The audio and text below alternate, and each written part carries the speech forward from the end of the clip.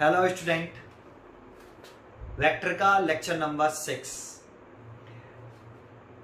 Vector के lecture number 5 में मैंने आपको analytical method of vector addition के बारे में जानकारी दी थी और उसमें मैंने आपको रिजल्टेंट वेक्टर का मैग्नीट्यूड और डायरेक्शन का फॉर्मूला ड्राइव करवाया था और कुछ इंपॉर्टेंट केस भी पढ़ाए थे। इस लेक्चर नंबर 6 को देखने से पहले आपको लेक्चर नंबर 5 और 4 जरूर देख लेना चाहिए। लेक्चर नंबर 4 में ग्राफिकल मेथड बताया था मैंने दो वेक्टर का एडिशन का, और लेक्चर नंबर 5 में मैंने आपको analytical method of vector addition का डेरिवेशन और कुछ केसेस बताए थे।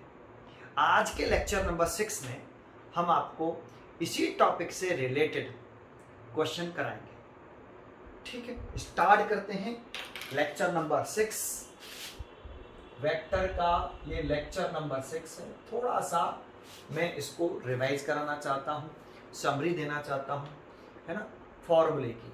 फिर उसके बाद हम इस टॉपिक के ऊपर न्यूमेरिकल शुरू करेंगे।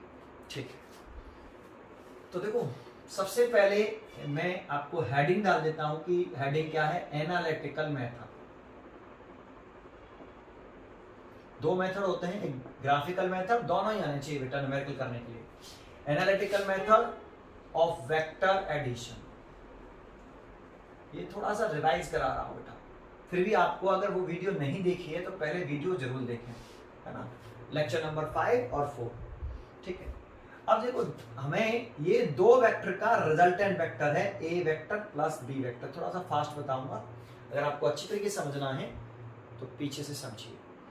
ये आर वेक्टर रिजल्टेंट वेक्टर है, ए वेक्टर और बी वेक्टर के, ए वेक्टर और बी वेक्टर का रिजल्टेंट वेक्टर। आर वेक्टर को हम कह सकते हैं कि आर वेक्टर यहाँ क्या है, रिजल्टेंट वेक्टर है of A vector and B vector. तो कभी भी कोई वेक्टर लग रहा होता है किसी भी वेक्टर पे, जैसे ए वेक्टर है, बी वेक्टर है, आर वेक्टर, कोई सा भी वेक्टर होता है तो वो दो चीजें रिप्रेजेंट करता है, एक मैग्नीट्यूड और एक डायरेक्शन। तो इसमें आर वेक्टर लिख रहा है यहाँ पर, तो इसका मतलब है इसमें मैग्नीट्यूड भी है, magnitude of R vector plus direction of R vector, दोनों है ना। ऐसे जैसे ये आर वेक्टर है, जैसे हम लिख सकते हैं 4 न्यूटन ईस्ट, तो ये 4 न्यूटन तो आर वेक्टर का मैग्नीट्यूड हो गया और ईस्ट हो गई इस आर वेक्टर की डायरेक्शन, आर वेक्टर। तो ये पूरा जो लिख रहा है ना, ये पूरा ये आर वेक्टर है बेटा, आर वेक्टर। ये मैग्नीट्यूड हो गया आर वेक्टर का, ये डायरेक्शन हो गई। लेकिन अगर ऐसे लिख देते हैं आर वेक्टर का मॉडुलस, तो आप इसे आर भी लिख सकते हो, मॉडुलस ऑफ आर वेक्टर या आर। अब देखो इसके ऊपर वेक्टर नहीं लगाया, मॉडुलस लगा लो, तो ये होता है केवल magnitude, magnitude of R vector, इसको बोलते हैं या इसको बोलते हैं मैग्नीट्यूड ऑफ आर वेक्टर। इसमें मैग्नीट्यूड ऑफ आर वेक्टर कितना है, 4 न्यूटन। ईस्ट नहीं लिखेंगे, ओनली डायरेक्शन नहीं लिखते बेटा इसमें। तो इसमें मैग्नीट्यूड हो गया, देखो ये मैग्नीट्यूड हो गया 4 न्यूटन। आर की वैल्यू तो 4 न्यूटन है, मॉडुलस ऑफ आर वेक्टर की वैल्यू तो 4 न्यूटन है, और आर वेक्टर की वैल्यू कितनी है, ये पूरी आर वेक्टर की वैल्यू है, ये पूरी तो आर वेक्टर की वैल्यू और ये केवल इसका मैग्नीट्यूड। ये पॉइंट आपको मालूम होना चाहिए एक। ठीक है, अब जानते हो क्वेश्चन जब भी आता है दो वेक्टरों के एडिशन का, तो उसमें 3 चीजें हमें मालूम होती हैं। एक थीटा के बारे में, name angle between A vector and B vector, ये angle between A vector and B vector. जिन दो वेक्टरों को आप ऐड कर रहे हो, ए वेक्टर और बी वेक्टर को ऐड करके रिजल्टेंट वेक्टर ऑब्टेन करना चाहते हो, ये रिजल्टेंट वेक्टर हमें निकालना है। ये तो वैसे समझाने के लिए मैंने कह दिया, इसको मैं हटा देता हूँ। ये तो समझाने के लिए कि इसका मतलब क्या होता है, ये हटा देता हूँ, है ना, ये वैल्यू उठा देता हूँ बेटा। ये मेरे को कैलकुलेट करनी है, मेरे को यहाँ आर वेक्टर ही कैलकुलेट करना है। ठीक है, और मैग्नीट्यूड भी निकालना है, ये मैग्नीट्यूड तो रिप्रेजेंट करता है। ठीक है, तो देखो दो वेक्टर जिनको आप ऐड कर रहे हो उनके बिटवीन एंगल भी पता होना चाहिए। जैसे ए और बी को ऐड कर रहे हो तो ए और बी के बिटवीन कितना एंगल है ये पता होना चाहिए। और कोई से भी दो वेक्टर के बिटवीन अगर एंगल मेजर करते हो, तो ये भी मैंने लेक्चर नंबर 5 में बताया है, ये टेल टू टेल मेजर करते हैं, टेल टू टेल मेजर करते हैं। दूसरा पॉइंट, एक तो ये है टेल टू टेल मेजर करते हैं, दूसरा जो कोई से भी दो वेक्टर के बिटवीन एंगल जीरो के बराबर हो सकता है और जीरो से कम ज्यादा हो सकता है, जीरो के इक्वल या जीरो से बड़ा। 180 से लेस देन हो सकता है और 180 के इक्वल हो सकता है, लेकिन 180 से ग्रेटर कभी नहीं होता, जीरो से छोटा नहीं होता और 180 से ज्यादा नहीं होता। थीटा की वैल्यू केवल और केवल 0 और 180 के बिटवीन लाई करती है। 0 और 180 तक रेंज है इसकी। 180 हो सकती है लेकिन 180 से ज्यादा नहीं हो सकती। ये 2 पॉइंट कोई से भी 2 वेक्टर के between angle, tail to tail, और ये भी मैंने पीछे समझाया लेक्चर नंबर 5 में एंगल बिटवीन 2 वेक्टर्स के बारे में। एक नॉलेज ये होनी चाहिए। जैसे अब आपको यहां हमें 2 वेक्टर दे देगा, जैसे एक वेक्टर दे दिया उसने हमें, ये एक वेक्टर 1 2 3 ऐसे दे दिया, ऐसे 1 2 3 4, ये ए वेक्टर दे दिया हमें 4 न्यूटन ईस्ट। अब आपको ये तो मालूम ही होगी कि ये ईस्ट होता है, ये नॉर्थ, ये वेस्ट और ये साउथ। ऐसे तो ईस्ट बोल रहा है तो 4 न्यूटन। अब न्यूटन का कोई स्केल नहीं होता, ये भी मैंने पीछे से समझाया, तो आप लेट कर सकते हो, लेट कर सकते हो कि 1 न्यूटन 1 सेंटीमीटर के बराबर, तो 4 न्यूटन 4 सेंटीमीटर के इक्वल 4 सेंटीमीटर।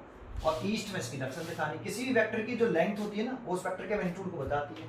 तो 4 न्यूटन इसका मैग्नीट्यूड है, इसकी 4 लेंथ को शो कर रहा है। दूसरा हम बना सकते हैं बी वेक्टर, तो मैंने ये बी वेक्टर आपको दे दिया, मान लो ये बी वेक्टर है 1 2 3, तो ये बी वेक्टर दे रखा है और इससे ये थीटा बना रहा है, ये थीटा, और इसका मैग्नीट्यूड है 3 न्यूटन। डायरेक्शन लिखनी है बी वेक्टर की, डायरेक्शन बी वेक्टर की कैसे लिखेंगे, तो जब तो बी वेक्टर की डायरेक्शन लिखनी है तो इस वाले पॉइंट पर आप एक ये बना दीजिए बेटा। ये रिप्रेजेंटेशन ऑफ वेक्टर में मैंने सिखाया है, ये से ईस्ट लिख देते हैं, इसे नॉर्थ, इसे वेस्ट और सॉरी साउथ, और इसे वेस्ट। तो देखो यहाँ ये बी वेक्टर किसके बिटवीन आ रहा है, ईस्ट और नॉर्थ के बिटवीन। किससे एंगल बना रहा है, थीटा, ईस्ट से बना रहा है, तो इसकी डायरेक्शन क्या लिखेंगे, theta degree, theta degree. East से एंगल, देखो एंगल इसकी डायरेक्शन लिखनी है बी वेक्टर, ये रहा बी वेक्टर किसके बिटवीन है, ईस्ट और नॉर्थ के बिटवीन। एंगल किससे बनाया है बी वेक्टर ने, ईस्ट से या नॉर्थ से, तो ईस्ट से बनाया है, तो जिससे एंगल बनाता है उसे छोड़ देते हैं, north of east, north of east. ये इसकी डायरेक्शन हो गई बेटा, theta degree north of east. Degree में भी लिख सकते हो, रेडियन में भी लिख सकते हो। ये अब ये दे रखा है और ये दे रखा है, आपको ये दे रखा है और ये दे रखा है, तो सबसे पहला काम आपको आना चाहिए इसका ग्राफिकल मेथड, ग्राफ बनाना आना चाहिए। ए वेक्टर और बी वेक्टर का ग्राफिकल मेथड, और ग्राफिकल मेथड हम 2 तरीके से कर सकते हैं, एक पैरेललोग्राम वेक्टर एडिशन से और एक ट्रायंगल वेक्टर एडिशन से, दोनों ही आने चाहिए ग्राफिकल मेथड, है ना। तो पहला काम आपको, अगर ए वेक्टर और बी वेक्टर आपको गिवन हो, है ना, तो आपको डायग्राम बनाना आना चाहिए, है ना, ट्रायंगल लॉ ऑफ ट्रेडिशन आना चाहिए, ग्राफिकल मेथड आना चाहिए। जैसे अब इन दोनों वेक्टरों को ऐड करना है, तो अगर मैं ट्रायंगल लॉ ऑफ ट्रेडिशन से ऐड करूं, ये रिवाइज ही करा रहा हूं पूरा एक तरह से, triangle law of vector addition आपको पीछे के वीडियो जरूर देखने चाहिए। Triangle law of vector addition अगर आता है तो कोई बात नहीं, यहीं से कंटिन्यू कर सकते हो, रिवाइज करा रहा हूं इसके लिए। Triangle law of vector addition, तो A vector plus B vector, तो ए वेक्टर को पहले ड्रॉ कर लीजिए, ग्राफिकल मेथड बता रहा हूं अभी, तो ग्राफिकल फिर मैं बताऊंगा कैसे करते हैं। सबसे पहले ग्राफिकल आना चाहिए, ए वेक्टर ड्रॉ कर लीजिए, ए वेक्टर जैसा है वैसा ड्रॉ करना चाहिए, मैग्नीट्यूड नहीं चेंज होना चाहिए। तो 1 2 3 और 4 ये ए वेक्टर, फर्स्ट वेक्टर के हेड से सेकंड वेक्टर का टेल लगाना चाहिए, तो फर्स्ट वेक्टर के हेड से सेकंड वेक्टर का टेल लगाना है, तो ये सेकंड वेक्टर का टेल लगा दिया ऐसे। ये बी वेक्टर, ये इससे हॉरिजॉन्टल से कितना एंगल बनाते हुए, थीटा, ऐसे इससे थीटा एंगल बनाते हुए, ये बी वेक्टर, टेल से टेल और हेड से हेड, ये रिजल्ट। एक तो ये ट्रायंगल ऑफ ट्रेडिशन से ऐसे ग्राफ बना सकते हो। अगर हम parallelogram law of vector addition से ग्राफ बनाते तो कैसे बनाते, वेक्टर एडिशन से ग्राफ बनाते तो कैसे बनाते, तो इसके लिए हम ये लिंक बना लेते हैं ऐसे, ये ईस्ट है, ये आपका वेस्ट है, और ये नॉर्थ है, और ये साउथ। चेक कर लेते हैं पहले, कंप्लीटली आ रहा है, बिल्कुल आ रहा है। अब 4 न्यूटन, ए वेक्टर बना लीजिए, फर्स्ट वेक्टर को ऐड करना है, तो ए वेक्टर बना लीजिए 4 न्यूटन ईस्ट में, तो यहाँ से शुरू करते हैं 1 2 3 और ये 4, ये देखो ये ए वेक्टर हो गया। बी वेक्टर बनाइए तो बी वेक्टर ईस्ट और नॉर्थ के बिटवीन है और ईस्ट से थीटा एंगल बनाती हुई है, तो ईस्ट से यहीं से शुरू करेंगे टेल से। पैराग्राम लॉ वेक्टर में टेल टेल कनेक्ट करते हैं बेटा। तो बी वेक्टर 3 न्यूटन और इससे 1 2 और ये 3 ये 3 ये बी वेक्टर और इससे कितना एंगल बना रहा है ये थीटा, ईस्ट से बना रहा है, देखो ईस्ट से थीटा बना रहा है और ईस्ट और नॉर्थ के बीच में है बी वेक्टर, ये नॉर्थ है ना, उसके बीच में है। अब पैरेललोग्राम कंप्लीट करते हैं, तो पैरेललोग्राम कंप्लीट करेंगे तो इसके पैरेलल बनाएंगे, फिर इसके पैरेलल लाइन बनाएंगे, है ना ऐसे। और कॉमन पॉइंट जो है वहां से हम रिजल्टेंट डायगोनल बना देते हैं, रिजल्टेंट कॉमन पॉइंट से पास होता हुआ डायगोनल, ये रिजल्टेंट होता है। तो आपको ये लॉ ऑफ पैरेललोग्राम के अकॉर्डिंग मैंने ग्राफिकल मेथड बनाया, ये ट्रायंगल ऑफ एक्रेडिशन के ग्राफिकल मेथड बनाया मैंने, ठीक है, ये समझ में आया आपको। तो ये दोनों ही बनाने चाहिए पहले आपको, ठीक है। और क्या आना चाहिए, देखो ये सारी जानकारी देखो सारी इकट्ठी एक साथ, ठीक है। ये अगर इतना आ जाता है जब हमारे को, जब हमें इतना मालूम पड़ जाता है तो फिर उसके बाद बता रहा हूँ आपको। तो मैं एक ग्राफिकल मेथड बना लेता हूँ, यहाँ पे कोई सा भी बना लो आप, जैसे मैं ट्रायंगल ऑफ एक्रेडिशन दिखा देता हूँ। ये ए वेक्टर है और ये बी वेक्टर है और ये आगे बढ़ा के एक्सटेंड करके देखो यहाँ टेल टू टेल ये एंगल है बेटा, ये हेड टेल एंगल नहीं है। इस हेड को आगे एक्सटेंड करके, इस हेड को आगे एक्सटेंड कर लेंगे तो टेल टेल एंगल होगा, ठीक है। इसके लिए लेक्चर नंबर देखिए पहले आप 5, ये आर वेक्टर ऐसे, ठीक है। अच्छा, अब इसमें हम कभी भी रिजल्टेंट वेक्टर का जब मैग्नीट्यूड निकालते हैं, ये तो सब ग्राफिकल बता दी, अब बता रहा हूँ एनालिटिकल मेथड के बारे में कि अगर इस रिजल्टेंट वेक्टर को कैलकुलेट करना है, that means R vector calculate करना है, तो उसमें मैग्नीट्यूड निकालना पड़ेगा, डायरेक्शन भी निकालनी पड़ेगी। लेकिन मैग्नीट्यूड और डायरेक्शन निकालने के लिए मैंने कल फॉर्मूला ड्राइव कराया था कि मैग्नीट्यूड कैसे निकालते हैं, मैग्नीट्यूड ऑफ आर वेक्टर हम कैसे निकालते हैं। तो मैग्नीट्यूड ऑफ आर वेक्टर निकालते हैं हम, तो आर इज इक्वल ये देखो इस वेक्टर का मैग्नीट्यूड, दैट मींस ये निकालना है ओनली आर, अलग अलग निकालते हैं, इस वाले फॉर्मूले से मैग्नीट्यूड निकलता है। ये मैग्नीट्यूड निकालने तो कोई भी वेक्टर नहीं लगेगा इसके ऊपर, तो फर्स्ट वेक्टर का मैग्नीट्यूड का स्क्वायर, ये तो कल ड्राइव किया था 2ab cos, यहाँ a और b लिख रहा है तो यहाँ नेम पे ध्यान दो, एंगल के नेम पर a और b जो भी दो वेक्टर का मैग्नीट्यूड लिख रहा है, यहाँ पे a वेक्टर और b वेक्टर का मैग्नीट्यूड लिख रहा है, तो इन्हीं के बिटवीन एंगल आएगा बेटा। a जो भी लिख रहा है, जरूरी नहीं है a और b पे ध्यान रखते हो ऐसे, जैसे अगर ये होता f vector is equal to f1 vector plus f2 vector. अब यहाँ कौन से दो वेक्टर का रिजल्टेंट निकालना है, जैसे यहाँ a और b का निकालना था r वेक्टर, यहाँ f1 f2 का रिजल्टेंट निकालना है f, तो इस वेक्टर का मैग्नीट्यूड कैसे निकालेंगे, f is equal to f1 का स्क्वायर f2 का square to f1 f2 cos। यहाँ किसके बिटवीन एंगल आएगा, एंगल बिटवीन f1 वेक्टर और f2 vector, tail to tail, ये टेल टू टेल, ठीक है। ये आएगा, रट्टा मत मारिए इस फॉर्मूले को, ये किसी भी दो वेक्टर क्वांटिटियों के लिए हो सकता है, ठीक है। लेकिन हमने फॉर्मूला जो ड्राइव किया वो ऐसे किया, ये देखो ये। और देखो ये ऐसे लिखा है, तो इस वेक्टर को जैसे R vector is equal to A vector plus B vector लिखा है ऐसे, तो इसका अगर हम बोथ साइड का मॉडुलस ले लेना ऐसे, आर वेक्टर का मॉडुलस, तो इस साइड में मॉडुलस ले लें, ए वेक्टर प्लस बी वेक्टर ऐसे। तो इसको तो हम आर लिख सकते हैं, बट इसको ऐसे मत लिख देना आप, ये गलत है, इसको आपको ऐसे ही लिखना पड़ेगा। ये मैं पीछे लेक्चर में ये वाला पॉइंट भी मैंने बताया, ये ऐसे लिखना पड़ेगा। इसको आप ऐसे लिख सकते हो, लेकिन अगर बीच में प्लस लग रहा हो, माइनस लग रहा हो, तो ऐसे ही लिखना पड़ेगा। ये एडिशन है, टू वेक्टर के एडिशन का मैग्नीट्यूड, ये भी दो वेक्टर के एडिशन का रिजल्टेंट का मैग्नीट्यूड हो गया, दो वेक्टर के एडिशन का मैग्नीट्यूड हो गया, ये रिजल्टेंट वेक्टर बोल सकते हैं इसका मैग्नीट्यूड, इसको ऐसे लिख सकते हो। दैट मींस आप इसकी जगह पर या तो ऐसे लिखो आर वेक्टर का मॉडुलस इसकी जगह पर, या फिर इसकी जगह पर आप ऐसे भी लिख सकते हो ए वेक्टर का मॉडुलस प्लस बी वेक्टर का मॉडुलस, ये तीनों ये और आगे तो ऐसे की सेम टू सेम ऐसे।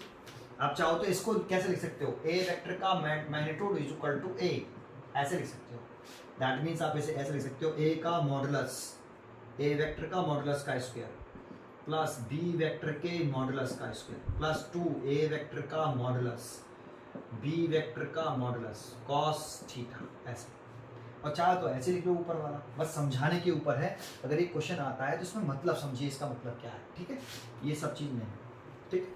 ऐसा क्वेश्चन आएगा, उस समय ये पॉइंट कॉन्सेंट्रेट करना बहुत जरूरी होगा। मैग्नीट्यूड निकालना हो तो आप इस फॉर्म से निकाल सकते हो, रिजल्टेंट वेक्टर का मैग्नीट्यूड निकला है, ये वाला निकला है। अब डायरेक्शन कैसे निकालते हैं, तो दूसरा हमारा होता है direction of R vector. Direction of R vector, ये डायरेक्शन ऑफ आर वेक्टर कैसे कैलकुलेट करेंगे हम, तो डायरेक्शन ऑफ आर वेक्टर अगर हमें कभी मेजर करना हो तो एंगल निकालते हैं अल्फा। अल्फा पे मत ध्यान दीजिए नेम पर कि कौन सा एंगल डायरेक्शन को रिप्रेजेंट करता है, उसका नेम क्या है, तो एंगल बिटवीन रिजल्टेंट वेक्टर, आप रिजल्टेंट वेक्टर लिख लो, angle between resultant vector R vector and any one vector, resultant vector और any one vector, any one मतलब ए और बी में से कोई सा भी एक वेक्टर के बिटवीन एंगल, लेकिन टेल टेल, तो मैंने टेल टेल ये लेनी है, देखो ये वाला अल्फा टेल टेल लेना है बेटा। आर वेक्टर और ए वेक्टर हमेशा कोई भी दो वेक्टर के बिटवीन एंगल मेजर करते हैं तो टेल टू टेल मेजर करते हैं, तो आर वेक्टर का टेल है, ए वेक्टर का टेल है, तो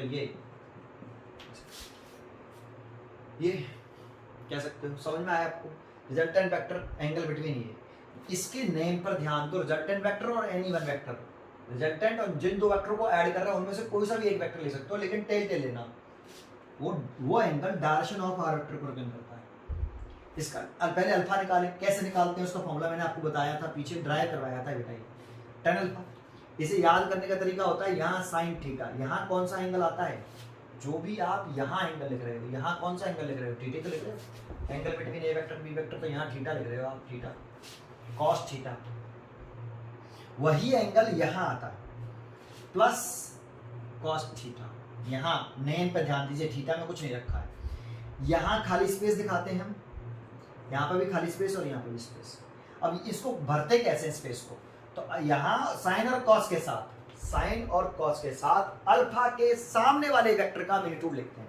तो अल्फा के सामने वाला वेक्टर का मैग्नीट्यूड कौन है, ये बी, अल्फा के सामने वाला वेक्टर का मैग्नीट्यूड है बी, तो यहाँ आएगा बी, यहाँ क्या आएगा बी, और यहाँ क्या आ जाएगा ए, ऐसे, इसको ऐसे भरते हैं, ठीक है, और अल्फा निकाल लेते हैं। सर ये डायरेक्शन कैसे है, तो डायरेक्शन कैसे लिखेंगे, डायरेक्शन लिखेंगे कैसे, ये एंगल निकालने के बाद डायरेक्शन लिखेंगे कैसे, लिखते कैसे, तो देखो जिस पॉइंट पर ये अल्फा बनता है, जिस पॉइंट पर अल्फा बनता है उस वाले पॉइंट पर आप ये ड्रॉ कर लीजिए बेटा, ये ऐसे, ये ईस्ट कह लो, ये नॉर्थ, जिस पॉइंट पर भी अल्फा बने, अगर कभी भी आपको रिजल्टेंट वेक्टर की डायरेक्शन दिखानी हो तो जिस पॉइंट पर ये अल्फा, यही तो डायरेक्शन को बता रहा है आर वेक्टर की को, तो डायरेक्शन लिखते कैसे हैं, तो जिस पॉइंट पर ये अल्फा बनता है, इस अल्फा इस वाले पॉइंट पर बनना है, तो यहाँ पर ये डायरेक्शन बना लेते हैं हम ऐसे, ये पॉइंट जहां ये कट कर रहा है ना, इंटरसेक्ट कर रहे हैं ऐसे, वो वाला पॉइंट अल्फा पर आना चाहिए। अब देखो ये रिजल्टेंट वेक्टर की डायरेक्शन बतानी है, तो रिजल्टेंट वेक्टर किसके बिटवीन लाई कर रहा है, देखो ईस्ट और नॉर्थ के बिटवीन लाई कर रहा है, ठीक है, रिजल्टेंट वेक्टर ईस्ट और नॉर्थ, एंगल किससे बना रहा है, ईस्ट से या नॉर्थ से, तो एंगल बना रहा है ईस्ट से, तो क्या लिखेंगे, डायरेक्शन ऑफ आर वेक्टर लिखेंगे अल्फा डिग्री, जरूरी नहीं अल्फा को डिग्री में भी लिख सकते हो, रेडियन में भी लिख सकते हो, डिग्री ये लिखने जाएंगे, फिर लिखेंगे आगे कितना, अल्फा डिग्री, और किस एंगल बना रहा है, ईस्ट से बना रहा है आर वेक्टर, तो लिखेंगे north of east, north of east, ऐसे ये डायरेक्शन लिखने का तरीका होता है। तो मैग्नीट्यूड यहां से लिख सकते हैं और डायरेक्शन यहां से। फाइनली जब आंसर आता है तो हम जब रिजल्टेंट वेक्टर लिखते हैं आर वेक्टर, तो उसका मैग्नीट्यूड लिखते हैं और डायरेक्शन दोनों लिख देते हैं। ये डायरेक्शन हो गई, यहां से मैग्नीट्यूड निकालिए, यहां से डायरेक्शन निकालिए। ये आपको समझ में आया, ये मैथ, ये एनालिटिकल मेथड है बेटा, ये ग्राफिकल मेथड हो गया, ये एनालिटिकल मेथड हो गया, सारे पॉइंट बता रहा हूँ आपको वेक्टर एडिशन में जो यूज करेंगे, सारे पॉइंट जो न्यूमेरिकल करते समय मैं यूज करूंगा, ठीक है। ये 2 पॉइंट समझ में आ गए। अच्छा, इसके बाद आगे बता रहा हूं, अब इसे निकालना पड़ेगा मेरे को, है ना, इसको ही निकाल देता हूं, इस वाले को। आगे पॉइंट, ये 3 केस भी बताए थे मैंने इसमें, फिर मैं न्यूमेरिकल बताऊंगा बेटा, 3 केस बताते ही मैं न्यूमेरिकल कराऊंगा। ये डायरेक्टली ऐसे लर्न होना चाहिए बेटा आपको, जो मैं बता रहा हूँ ये सारी चीजें मैं पीछे आपको प्रूव करके एक्सप्लेन करके आया हूँ, बस मैंने आपको ये रिवाइज कराया है, ठीक है। अब इसमें 3 केस क्या होते हैं, केस नंबर 1 ये भी मैंने पढ़ाया है पीछे लेक्चर नंबर 5 में। ये तो आर की वैल्यू क्या ए के मैग्नीट्यूड, फर्स्ट वेक्टर के मैग्नीट्यूड और सेकंड वेक्टर के मैग्नीट्यूड पर डिपेंड करती है ओनली, नहीं, आर की वैल्यू फर्स्ट वेक्टर के मैग्नीट्यूड, सेकंड वेक्टर के मैग्नीट्यूड और उनके बिटवीन एंगल थीटा पर भी डिपेंड करती है। अगर हम ए और बी की वैल्यू चेंज ना करें लेकिन थीटा चेंज करते रहें, ए और बी चेंज ना करें बट थीटा चेंज करते रहें, तो क्या आर बदलेगा कि नहीं बदलेगा? 100% बदलेगा। तो हम यहाँ थीटा चेंज कर रहे हैं, ए और बी नहीं चेंज कर रहे हैं, तो थीटा कितना कर ले रहे हैं? मान लो 0 डिग्री। अब बताओ दो वेक्टर के बिटवीन एंगल 0 डिग्री कब आता है? तो जब आता है that is A vector and B vector जो हैं are in same direction, are in same direction. जब इनकी डायरेक्शन कैसी होती है? सेम या पैरेलल। ए वेक्टर और बी वेक्टर जब सेम डायरेक्शन में होते हैं या फिर पैरेलल होते हैं तब थीटा दो वेक्टर के बिटवीन एंगल 0 डिग्री होता है। ठीक, अब इसमें इस वाले केस में जब हम यहाँ थीटा 0 डिग्री रख देंगे तो आर रिजल्टेंट वेक्टर का जो मैग्नीट्यूड होगा, देखो मैग्नीट्यूड लिख रहे हैं, वेक्टर नहीं लगा रहे इसके ऊपर, मैग्नीट्यूड निकाल रहे हैं हम। यहाँ लिख रहे हैं मैग्नीट्यूड ऑफ आर वेक्टर कैसे निकालें, magnitude of R vector, magnitude कैसे निकालें जब सेम डायरेक्शन में हो? तो आर इज इक्वल टू इस फॉर्मूले में वैल्यू पुट कर दो रूट के अंदर, A square plus B square. जब मैग्नीट्यूड निकालते हैं तो वेक्टर नहीं आता है, प्लस के 2ab cos 0 डिग्री, cos 0 की वैल्यू होती है +1, तो ये हो गया a square plus b square plus 2ab cos 0 की वैल्यू 1। ये कितने का होल स्क्वायर हो गया? देखो a प्लस b का होल स्क्वायर, ये r। तो r की वैल्यू जो देखे हैं तो r की वैल्यू आ गई a प्लस b। ये देखो इनके ऊपर वेक्टर नहीं है। जब यहाँ हम वेक्टर लिख रहे हैं r वेक्टर, तो ये वेक्टर है, देखो a vector plus b vector. यहाँ से न्यूमेरिकल सॉल्व नहीं होता, यहाँ से कभी भी r वेक्टर की वैल्यू निकलती। रिजल्टेंट इस वेक्टर का मैग्नीट्यूड निकालना है तो इससे निकलेगा, इसी वेक्टर की डायरेक्शन निकालनी है तो यहाँ से निकलेगा, इन दोनों से निकलता है। अब थीटा की वैल्यू चेंज होगी तो r की वैल्यू चेंज होगी, तो मैं r निकाल रहा हूँ, थीटा चेंज करके दिखा रहा हूँ। थीटा 0 डिग्री हो तो r कितना आएगा? मैग्नीट्यूड निकाला है मैंने, ये मैग्नीट्यूड निकाला है, डायरेक्शन नहीं निकाली, केवल मैग्नीट्यूड, वेक्टर नहीं लगाएंगे किसी के ऊपर भी। a प्लस बी ये इसकी मैक्सिमम वैल्यू होती है। क्यों होती है? तो वो मैं पीछे वाले लेक्चर में समझा चुका हूँ, अभी तो बस इतना। और इस रिजल्टेंट वेक्टर की डायरेक्शन कैसी होगी सर? मैग्नीट्यूड ये होगा, डायरेक्शन बताओ। तो जो वेक्टर ए वेक्टर और बी वेक्टर की डायरेक्शन है ना, वही आर वेक्टर की डायरेक्शन है। अब आर वेक्टर जो आएगा इन दोनों का एडिशन करके जो रिजल्टेंट वेक्टर आएगा वो ये रहा, ये आर वेक्टर। जो ए की डायरेक्शन, जो बी की डायरेक्शन, वही आर वेक्टर की डायरेक्शन। ये पूरा यहाँ से यहाँ तक ये आर वेक्टर है। इतनी देखो, ये ए वेक्टर की लेंथ हो गई ए, ये लेंथ किसी वेक्टर की लेंथ उसके मैग्नीट्यूड को बताती है ए, और ये हो गया बी, किसी वेक्टर की लेंथ उस वेक्टर के मैग्नीट्यूड को बताती है। तो इस वेक्टर का जो मैग्नीट्यूड है वो a, यहाँ से यहाँ तक की लेंथ a, यहाँ से यहाँ तक की लेंथ b, तो यहाँ से यहाँ तक की पूरी लेंथ a प्लस b। और r वेक्टर की डायरेक्शन वही होगी जो a वेक्टर और b वेक्टर की है। ये देखो मैग्नीट्यूड बता दिया ये रहा, और डायरेक्शन बता दी जो a और b की है वही होगी। ठीक है, ये फर्स्ट केस हो गया। सेकंड केस अगर हम चलते हैं इसमें, सेकंड केस अगर हम बात कर रहे हैं कि इफ थीटा 180 डिग्री, देखो थीटा चेंज होने पर आर चेंज होने वाला है, that means theta 180 degree, that means A vector and B vector are opposite direction, different नहीं, अपोजिट। जैसे ए वेक्टर ये रहा और बी वेक्टर ये रहा, यहां से ये बी वेक्टर, तो किसका मैग्नीट्यूड ज्यादा दिख रहा है आपको? जिसकी लेंथ ज्यादा दिख रही हो उस वेक्टर का मैग्नीट्यूड ज्यादा, तो इसकी लेंथ ज्यादा, इसकी लेंथ कम, तो ए वेक्टर का जो मैग्नीट्यूड है, ए वेक्टर का जो मैग्नीट्यूड है वो बी वेक्टर से ज्यादा, दैट इज ए ज्यादा है बी से। और थीटा 180 डिग्री है, तो आर रिजल्ट मैग्नीट्यूड कैसे निकालेंगे? Magnitude of resultant vector, magnitude of resultant vector, that means केवल आर, वेक्टर नहीं इसके ऊपर, वो कैसे निकालेंगे? इस फॉर्मूले से निकालेंगे। थीटा यहाँ 180 डिग्री रख देंगे, और थीटा 180 डिग्री रख रहे हैं, तो थीटा 180 डिग्री रखने पर ये कितना हो जाएगा? A square plus B square plus 2ab cos 180, और cos 180 की जो वैल्यू होती है वो भैया होती है -1, तो यहाँ -1 रखेंगे, देखो cos 180 की जगह पे -1 रखेंगे तो ये माइनस लगा दिया, तो ये आ जाएगा a, अगर a बड़ा है तो a माइनस बी का होल स्क्वायर आएगा, और b बड़ा है तो b माइनस a का होल स्क्वायर आएगा, दोनों का होल स्क्वायर यही होता है, चेक करो नहीं। तो a बड़ा माना इसीलिए माइनस बी लिख रहा हूँ, तो ये r is equal to a minus B. ये इसकी दोनों वेक्टरों की एडिशन की मिनिमम वैल्यू है, एडिशन ही कर रहे हैं, ये एडिशन, ये सब्ट्रैक्शन नहीं है, दो वेक्टरों के एडिशन का।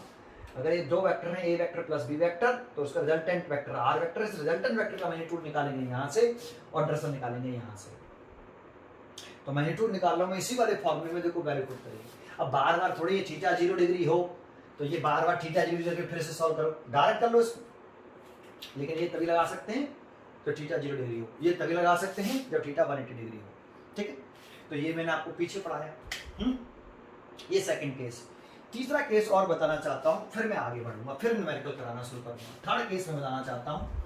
तीसरा केस ये सारे पॉइंट मैंने लेक्चर नंबर 4 में और 5 में पूरे पढ़ाए हैं, ठीक है।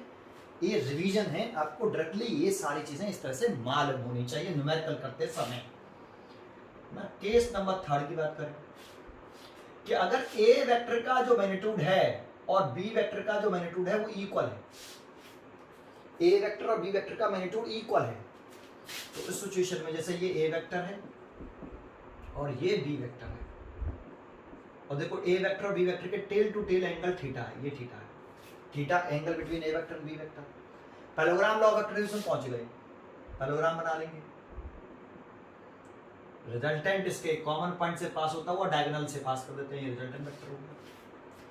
अब ये रिजल्टेंट वेक्टर की दर्शन के बारे में बात करते तो अल्फा, अल्फा का देखो नाम क्या था, दर्शन ऑफ आर वेक्टर निकालते तो एंगल बिटवीन रिजल्टेंट वेक्टर और ए वेक्टर, देखो रिजल्टेंट वेक्टर और ए वेक्टर के बिटवीन ही एंगल बनाया अल्फा। अगर ए और बी इक्वल है, अगर इक्वल नहीं है तो यहां से करो, अगर ए वेक्टर का मैग्नीट्यूड और बी वेक्टर का मैग्नीट्यूड इक्वल नहीं है, दैट मींस मैग्नीट्यूड इक्वल नहीं है, मैग्नीट्यूड ए और बी इक्वल नहीं है ऐसे, तो डायरेक्शन इस वाले फॉर्मूले से निकालनी पड़ेगी आपको। लेकिन अगर इक्वल है तो इसी फॉर्मूले से करते हैं, पर सॉल्व करके इस अल्फा की वैल्यू अगर ए और बी इक्वल हो तो दोनों जगह पे ए और बी इक्वल करो और सॉल्व करो तो अल्फा की वैल्यू θ/2 आ जाती है बेटा। अगर ए और बी के मैग्नीट्यूड इक्वल नहीं है तो इस यहां से निकालनी पड़ेगी डायरेक्शन। अगर इक्वल है तो इसमें ए और बी को जब हम इक्वल रखते हैं फिर सॉल्व करते हैं तो अल्फा की वैल्यू θ/2 हो जाती है। तो इक्वल है तो अल्फा बराबर θ/2, और इक्वल नहीं है ए और बी के मैग्नीट्यूड तो डायरेक्शन निकालनी हो तो इससे निकालेंगे, इक्वल है तो इससे डायरेक्ट लिख सकते हो आप आर बराबर θ/2। समझ में आया? इससे डायरेक्ट लिख सकते हो θ/2। समझ में आया जी? तो जो अल्फा है, जो रिजल्टेंट पास होगा, अगर ए और बी के मैग्नीट्यूड इक्वल है तो रिजल्टेंट पास होगा वो ए और बी के जो बीच में एंगल है थीटा, उसके बाइसेक्टर से जाएगा। अगर ए और बी के बीच में 60 डिग्री एंगल है तो रिजल्टेंट 30 डिग्री से पास हो जाएगा, 90 डिग्री है तो रिजल्टेंट 45 डिग्री से पास हो जाएगा, बाइसेक्टर से जाएगा, अल्फा बराबर θ/2। ये तीनों पॉइंट और ये सारे इतने पॉइंट समझ में आए होंगे आपको, ठीक है। आगे अब हम न्यूमेरिकल कराते हैं बेटा। देखो हमने पहला क्वेश्चन लिखा, फर्स्ट क्वेश्चन। देखो क्वेश्चन कैसे किया जाता है वो मैं आपको समझाऊंगा पहले, है ना। मोस्टली बच्चे क्या करते हैं, क्वेश्चन रीड करते हैं, क्वेश्चन रीड करने के बाद ही वो सोचने लगते हैं कि हमें क्वेश्चन कैसे करना चाहिए, जबकि ये तरीका बिल्कुल रॉन्ग है क्वेश्चन करने का। क्वेश्चन कैसे किया जाता है, अब जरा सुनिए।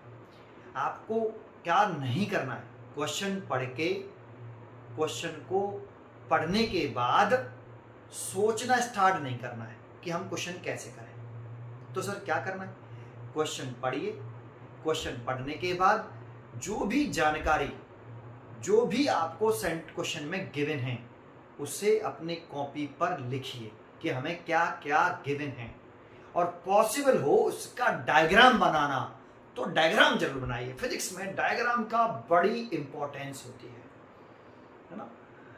तो आप जो भी आपको क्वेश्चन, जैसे क्वेश्चन पढ़िए, आप सबसे पहले क्वेश्चन पढ़िए, क्वेश्चन पढ़ने के बाद आपको जो भी क्वेश्चन में गिवन होता है उसे आप कॉपी पर नोट करिए, जो भी आपको जानकारी क्वेश्चन में गिवन है उसे आप कॉपी में नोट करिए, और डायग्राम बनाना पॉसिबल हो तो उसका डायग्राम बनाइए ये। और जो अननोन है, जो हमसे पूछ रहा है, फाइंड आउट करना है, उसे भी कॉपी में नोट करिए कि ये हमें निकालना है।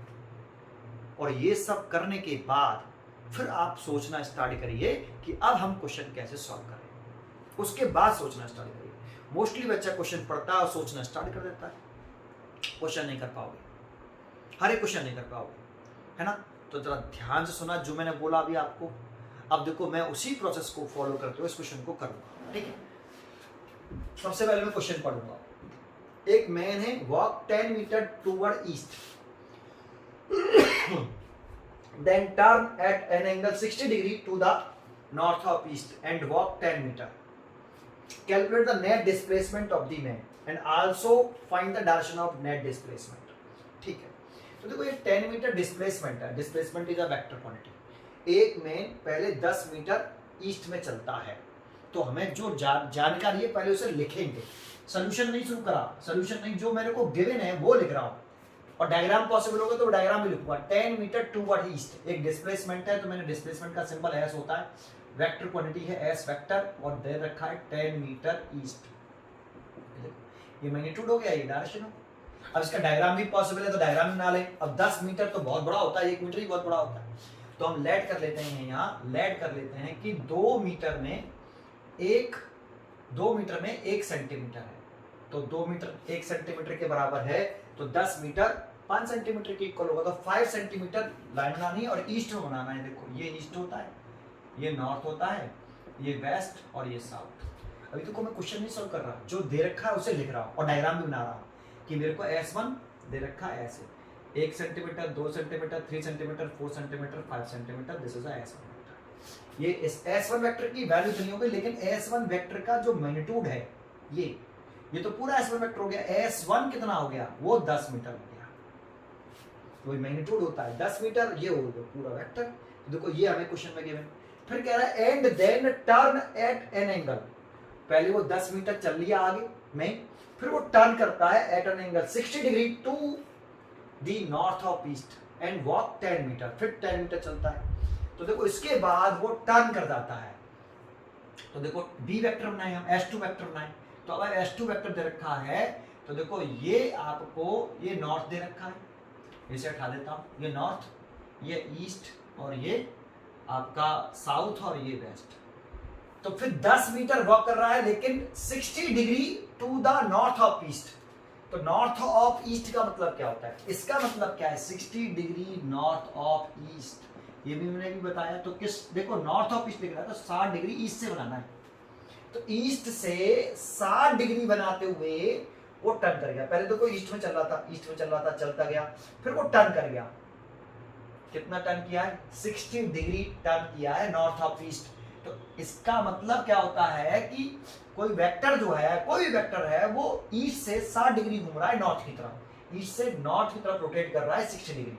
तो 60 डिग्री देखो ये हो गया, इससे 60 डिग्री, ये 60 डिग्री घूम गया यहाँ से। और कितना है भाई, डिस्प्लेसमेंट 10 मीटर ही है, तो 5 सेंटीमीटर के बराबर हुआ, 1 2 3 4 और ये 5। ये देखो ये S2 वेक्टर दे रखा है और इसकी वैल्यू दे रखी है हमें 10 metre 60 degree north of east. एक क्वेश्चन में गिवन है, देखो ऐसे। अगर इसका मैग्नीट्यूड बात करें तो इसका मैग्नीट्यूड दे रखा है केवल 10 मीटर। तो अभी मैंने कुछ नहीं किया, अभी मैंने डायग्राम में जो डाटा गिवन है वो लिख लिया, ठीक है। अब देखो ये भी गिवन है, ये भी गिवन है, और डायग्राम बनाना पॉसिबल है, ये सब चीज मैंने सिखाई है रिप्रेजेंटेशन ऑफ वेक्टर्स में, पीछे जाके लेक्चर नंबर 2 देखिए। Calculate the net displacement of the man. अब नेट डिस्प्लेसमेंट पूछ रहा है, तो इस S1 एक वेक्टर हो गया, S2 वेक्टर हो गया, इनका रिजल्टेंट वेक्टर पूछ रहा है। नेट कहिए, रिजल्टेंट कहिए, टोटल कहिए, एक ही बात है। तो दैट कर लेते हैं कि S वेक्टर, यहाँ रिजल्टेंट वेक्टर कौन है, रिजल्टेंट या नेट डिस्प्लेसमेंट कह सकते हो, रिजल्टेंट कह सकते हो या नेट भी कह सकते हो, डिस्प्लेसमेंट ऑफ मैन ये निकालना है। तो ये हो गया S vector is equal to S1 vector plus S2 vector. तो सबसे पहले आपको इसका फिगर बनाना पड़ेगा। तो देखो एक ये दे रखा है, ये दे रखा है, और इसका फिगर बनाना है। तो ग्राफिकल मेथड आता हो आपको, ग्राफिकल मेथड आना चाहिए, तो पहले इसका फिगर बनाएंगे, फिर उसके बाद सोचेंगे, ठीक है। तो कैसे बनाए भाई, पैरेललोग्राम लॉ ऑफ वेक्टर से बनाऊंगा। देखो ये बना लो ऐसे, ये लिख दिया मैंने, थोड़ा सा इधर की तरफ बनाता हूँ, सॉरी, ऐसे ये मैंने बना दिया भाई, ये मैंने लिख दिया नॉर्थ है, ये वेस्ट है, ये साउथ है, और ये वेस्ट है, और ये ईस्ट है आपका, ये ईस्ट है। तो देखो पहले एक मैन चलता है 10 मीटर ईस्ट में, तो 10 मीटर ईस्ट में, तो देखो ड्रॉ करना है इसको, तो ग्राफिकल मेथड आना चाहिए। पहले S1 वेक्टर ड्रॉ करिए, S1 वेक्टर ड्रॉ करिए, तो S1 वेक्टर ड्रॉ कर ले बेटा, पहले ग्राफिकल मेथड सीखिए, उसके बाद ये सब चीजें समझ में आएंगी। 1 2 3 4 एंड 5। तो ये देखो ये 5 ईस्ट में चला है कि नहीं, this is the S1 vector. पहले ग्राफ बना रहा हूँ इसका, ये दे रखा है, ये दे रखा है और ये दे रखा है, तो ग्राफ कैसे बनाते हैं, ग्राफिकल मेथड से, वो आना चाहिए। तो S1 वेक्टर ड्रॉ कर लिया मैंने, ठीक है। अब S2 वेक्टर ड्रॉ करिए, तो S2 वेक्टर जो है ये रहा, parallelogram law of vector addition से ड्रॉ कर रहा हूँ, पहले ट्राइंगल से भी कर सकते हो, मैं पैरेललोग्राम से कर रहा हूँ। S2 वेक्टर देखो यहाँ से शुरू हो रहा है ऑरिजिन से, दैट मीन्स यहाँ से, और ईस्ट से 60 डिग्री घुमाते हुए, तो ईस्ट से 60 डिग्री घुमा दिया बेटा, ये ईस्ट से 60 डिग्री, ये एंगल घूम गया 60 डिग्री ऐसे, और ये भी 1 2 3 4 और ये 5, this is the S2 vector. बच्चा कहता है कि सर पहले वो 10 मीटर ईस्ट में चला, मैंने कहा ठीक है 10 मीटर ईस्ट में चल गया, फिर वो यहाँ पे आके जैसे यहाँ चलना शुरू किया ऐसे, फिर उसके बाद वो टर्न किया इधर, तो आपने तो सर यहाँ बना दिया, तो आप पैराग्राम तो कंप्लीट करिए। देखो इसका आप पैराग्राम कंप्लीट करोगे ऐसे, है ना, ये ऐसे पैरेलल बना लो इसको ऐसे,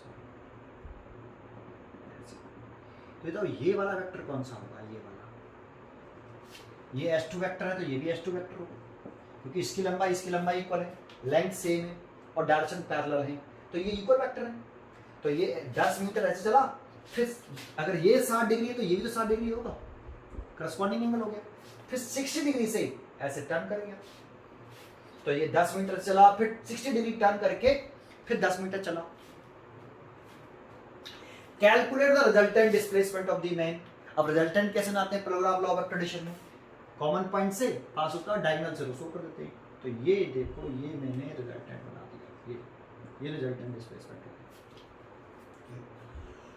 गया। ये हो गया हमारा ग्राफिकल मेथड कंप्लीट। ठीक है, अब हमसे क्या कह रहा है, calculate the net displacement of the man and also direction of net displacement. अभी तो ग्राफिकल बनाया, इस एस वेक्टर की वैल्यू कितनी है ये तो मालूम नहीं है। जब भी एस वेक्टर पूछ रहा है तो इस एस वेक्टर में क्या क्या होगा, एस वेक्टर में क्या होगा, मैग्नीट्यूड होगा, magnitude of S vector plus direction of S vector. देखो एक क्वेश्चन समझिए पूरा, कोई जल्दीबाजी नहीं है, magnitude of S vector plus direction of S vector, तो हमें मैग्नीट्यूड अलग निकालना पड़ेगा, डायरेक्शन अलग निकालनी पड़ेगी। तो हम पहले मैग्नीट्यूड निकाल लेते हैं, तो हेडिंग डाल लेते हैं मैग्नीट्यूड ऑफ एस वेक्टर, और मैग्नीट्यूड ऑफ एस वेक्टर लिखे तो कैसे लिखते हैं बेटा, S is equal to root के अंदर S1 का स्क्वायर प्लस S2 का square plus 2S1 S2 cos, यहाँ एंगल कौन सा आएगा, एंगल बिटवीन, बताओ किसके बीच में एंगल आएगा, S1 वेक्टर और S2 वेक्टर के बिटवीन एंगल, थीटा बीटा में कुछ नहीं रखा, जो भी दो वेक्टर यहाँ लिख रहे हैं उन दोनों वेक्टर के बिटवीन एंगल आएगा टेल टू टेल। ठीक है, अब इस ये एस वेक्टर का मैग्नीट्यूड निकाल लो आप, नेट डिस्प्लेसमेंट हो गया, ये नेट डिस्प्लेसमेंट का मैग्नीट्यूड हो गया, ये नेट डिस्प्लेसमेंट यही तो रिजल्टेंट डिस्प्लेसमेंट कह दो, नेट डिस्प्लेसमेंट कह दो, टोटल डिस्प्लेसमेंट कह दो, ये तो इससे निकलेगा ना कि इससे निकलेगा। इसका मैग्नीट्यूड का फॉर्मूला ये होता है, मैग्नीट्यूड इससे निकलेगा, डायरेक्शन भी निकालेंगे अभी, है ना। तो S1 की वैल्यू देखो, तो देखो S1 की वैल्यू 10 मीटर, तो 10 का स्क्वायर 100 हो गया। S2 की वैल्यू देखो, उसका भी 10 मीटर है, तो उसका भी 100 हो गया, plus 2 10 into 10 into cos, tail to tail S1 S2 के बिटवीन एंगल। देखो ये S1 वेक्टर ये रहा और S2 वेक्टर ये रहा, टेल टू टेल एंगल देखो 60 डिग्री है, ये वाला एंगल 60 डिग्री, या कह दो ये कह दो ये रहा S2 वेक्टर और ये रहा S1 वेक्टर, लेकिन ये वाला एंगल नहीं होगा, ये हेड टेल है, तो इसको आगे एक्सटेंड करना पड़ेगा, ये एंगल होगा। ठीक है, इसका अगर आपको एंगल देखना नहीं आता है तो लेक्चर नंबर 5 शुरू होते ही पहले एंगल देखना ही सिखाया मैंने। ठीक है, तो 60 डिग्री है बेटा यहाँ, सॉल्व कर मैग्नीट्यूड निकल आएगा। तो देखो ये 200 हो गया, ये वाला ये 200, ये दोनों ऐड हो गए और ये भी 200 हो गया, और cos 60 की वैल्यू होती है 1/2, तो ये 2 से कट गया 100 बार, तो ये वैल्यू हो गई है आपकी 300, और 300 को लिख सकते हैं 10√3, क्या लिख रहा है इसकी यूनिट, मीटर, इसकी यूनिट भी मीटर। देखो ये रिजल्टेंट वेक्टर का मैग्नीट्यूड आ गया, इसकी लेंथ आ गई है एस वेक्टर की। तो ये net displacement of the man पूछ रहा था, वो आ गया 10√3 मीटर, एक आंसर तो यही हो गया। सेकंड पार्ट में पूछ रहा था also find the direction of net displacement, also find the direction of net displacement। Direction कैसे निकालेंगे नेट डिस्प्लेसमेंट की, दैट मींस तीसरा हमसे पूछ रहा है direction of S vector, direction of S vector ये पूछ रहा है हमसे। तो अभी मैंने बताया था डायरेक्शन निकालने के लिए हम एक एंगल निकालते हैं, अल्फा जरूरी नहीं, आप अल्फा लेट करो, बीटा लेट कर लो, लेट करने को आपके ऊपर एंगल है, कौन सा एंगल, कौन से दो वेक्टर के बिटवीन एंगल डायरेक्शन को रिप्रेजेंट करता है, तो resultant vector angle between resultant displacement, resultant vector कह देता हूं एस वेक्टर, और एनी वन वेक्टर, एस और एस वन के बीच में भी एंगल निकाल सकते हो, एस और एस वन के बीच में टेल निकाल सकते हो, एस और एस टू के बीच में निकाल सकते हो। ये तुम्हारे ऊपर डिपेंड करता है कि आप किससे निकाल रहे हो, ठीक है। तो मैं इससे निकाल लेता हूं ये अल्फा, एस और एस वन वेक्टर के बीच में। अब इसकी डायरेक्शन कैसे निकाली जाए भाई, तो लिखेंगे टेन अल्फा इक्वल टू, यहाँ लिख लेंगे हम साइन, यहाँ पे कौन सा एंगल आता है, ये वाला, दैट मीन्स कितना एंगल है 60 डिग्री, तो 60 डिग्री प्लस यहाँ पे भी 60 डिग्री, यहाँ एम्प्टी स्पेस, यहाँ एम्प्टी स्पेस, यहाँ एम्प्टी स्पेस। साइन और कॉस के साथ क्या आएगा, अल्फा के सामने वाले वेक्टर का मैग्नीट्यूड। तो बेटा वैसे जरूरत नहीं थी इसकी जरूरत नहीं थी, इससे नहीं करेंगे, इससे नहीं करेंगे, वैसे बता देता हूँ, बता दूंगा अभी। इससे डायरेक्ट कर सकते हैं अल्फा बराबर थीटा बाई टू। सर बराबर ऐसे क्यों कर दिया, तो देखो S1 वेक्टर का जो मैग्नीट्यूड है वो 10 मीटर है, और S2 वेक्टर का मैग्नीट्यूड भी 10 मीटर है। S1 वेक्टर का मैग्नीट्यूड भी 10 मीटर, S2 वेक्टर का मैग्नीट्यूड भी 10 मीटर, बराबर हो तो रिजल्टेंट जो आता है अल्फा की वैल्यू निकालते हैं वो थीटा बाई टू जाती है, और थीटा हमारा 60 डिग्री है, तो theta 60 degree by two, that means 30 degree, तो निकले। इससे करते तब भी यही आता, ये 10, ये 10। S2 वेक्टर का मैग्नीट्यूड आता है यहाँ S2, यहाँ S2, यहाँ S1, और S2 कितना है 10, S2 कितना है 10, और इसका कितना है 10, और साइन 60 की वैल्यू होती है √3 बाई टू, √3 बाई टू, और cos 60 की वैल्यू होती है 1/2, 2 से ये कट गया 5 बार,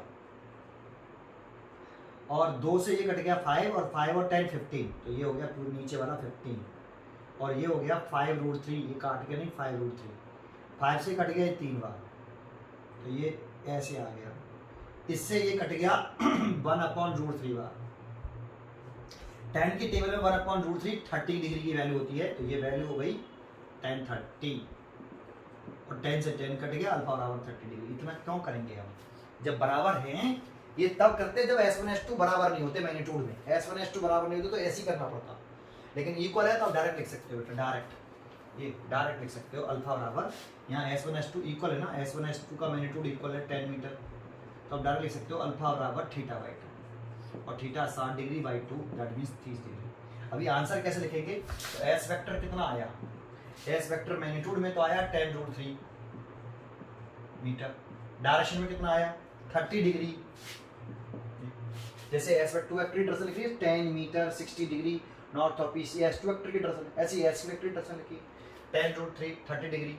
अब किस S वेक्टर की डायरेक्शन लिखनी है, तो S वेक्टर ये अल्फा कहाँ पर बनना है, अल्फा बनना है इस वाले पॉइंट पर, तो इसी पॉइंट में पहले से बना हुआ है, देखो ये रहा, तो इस वेक्टर की डायरेक्शन लिखनी है। ये S वेक्टर किसके बीच में, नॉर्थ और ईस्ट के बिटवीन है, नॉर्थ वेक्टर और ईस्ट, नॉर्थ और ईस्ट के बिटवीन है S वेक्टर, किससे एंगल बना रहा है, ईस्ट से, और ईस्ट से एंगल बना रहा है, तो लिखेंगे क्या, north of east, north of east. तो देखो ये S वेक्टर आ गया बेटा, ये तो S वेक्टर का मैग्नीट्यूड हो गया, और ये डायरेक्शन हो गया, ये मैग्नीट्यूड हो गया, ये डायरेक्शन हो गया, ऐसे आप लिख सकते हो इसे फाइनली। ये मैग्नीट्यूड निकाला इस फॉर्मूले से, डायरेक्शन निकाला इस वाले फॉर्मूले से, 30 डिग्री आया, और यहाँ से डायग्राम से लिख के लिख सकते हैं। तो डायग्राम बनाना जरूरी है कि नहीं बताओ, डायरेक्शन लिखने के लिए ऐसे थोड़ी लिख जाएगा। समझ में आया आपको बेटा ये? चलो सिमिलर एक और क्वेश्चन देखते हैं। देखो इसी टाइप का एक क्वेश्चन और लिख, देखो इसका सोल्यूशन शुरू करते हैं, लेकिन करने का तरीका वही रखना जो मैंने आपको पहले बताया अभी पहले क्वेश्चन में, ठीक है। पहले क्वेश्चन पढ़ते हैं। एक motor boat is racing toward north at 25 kilometre per our,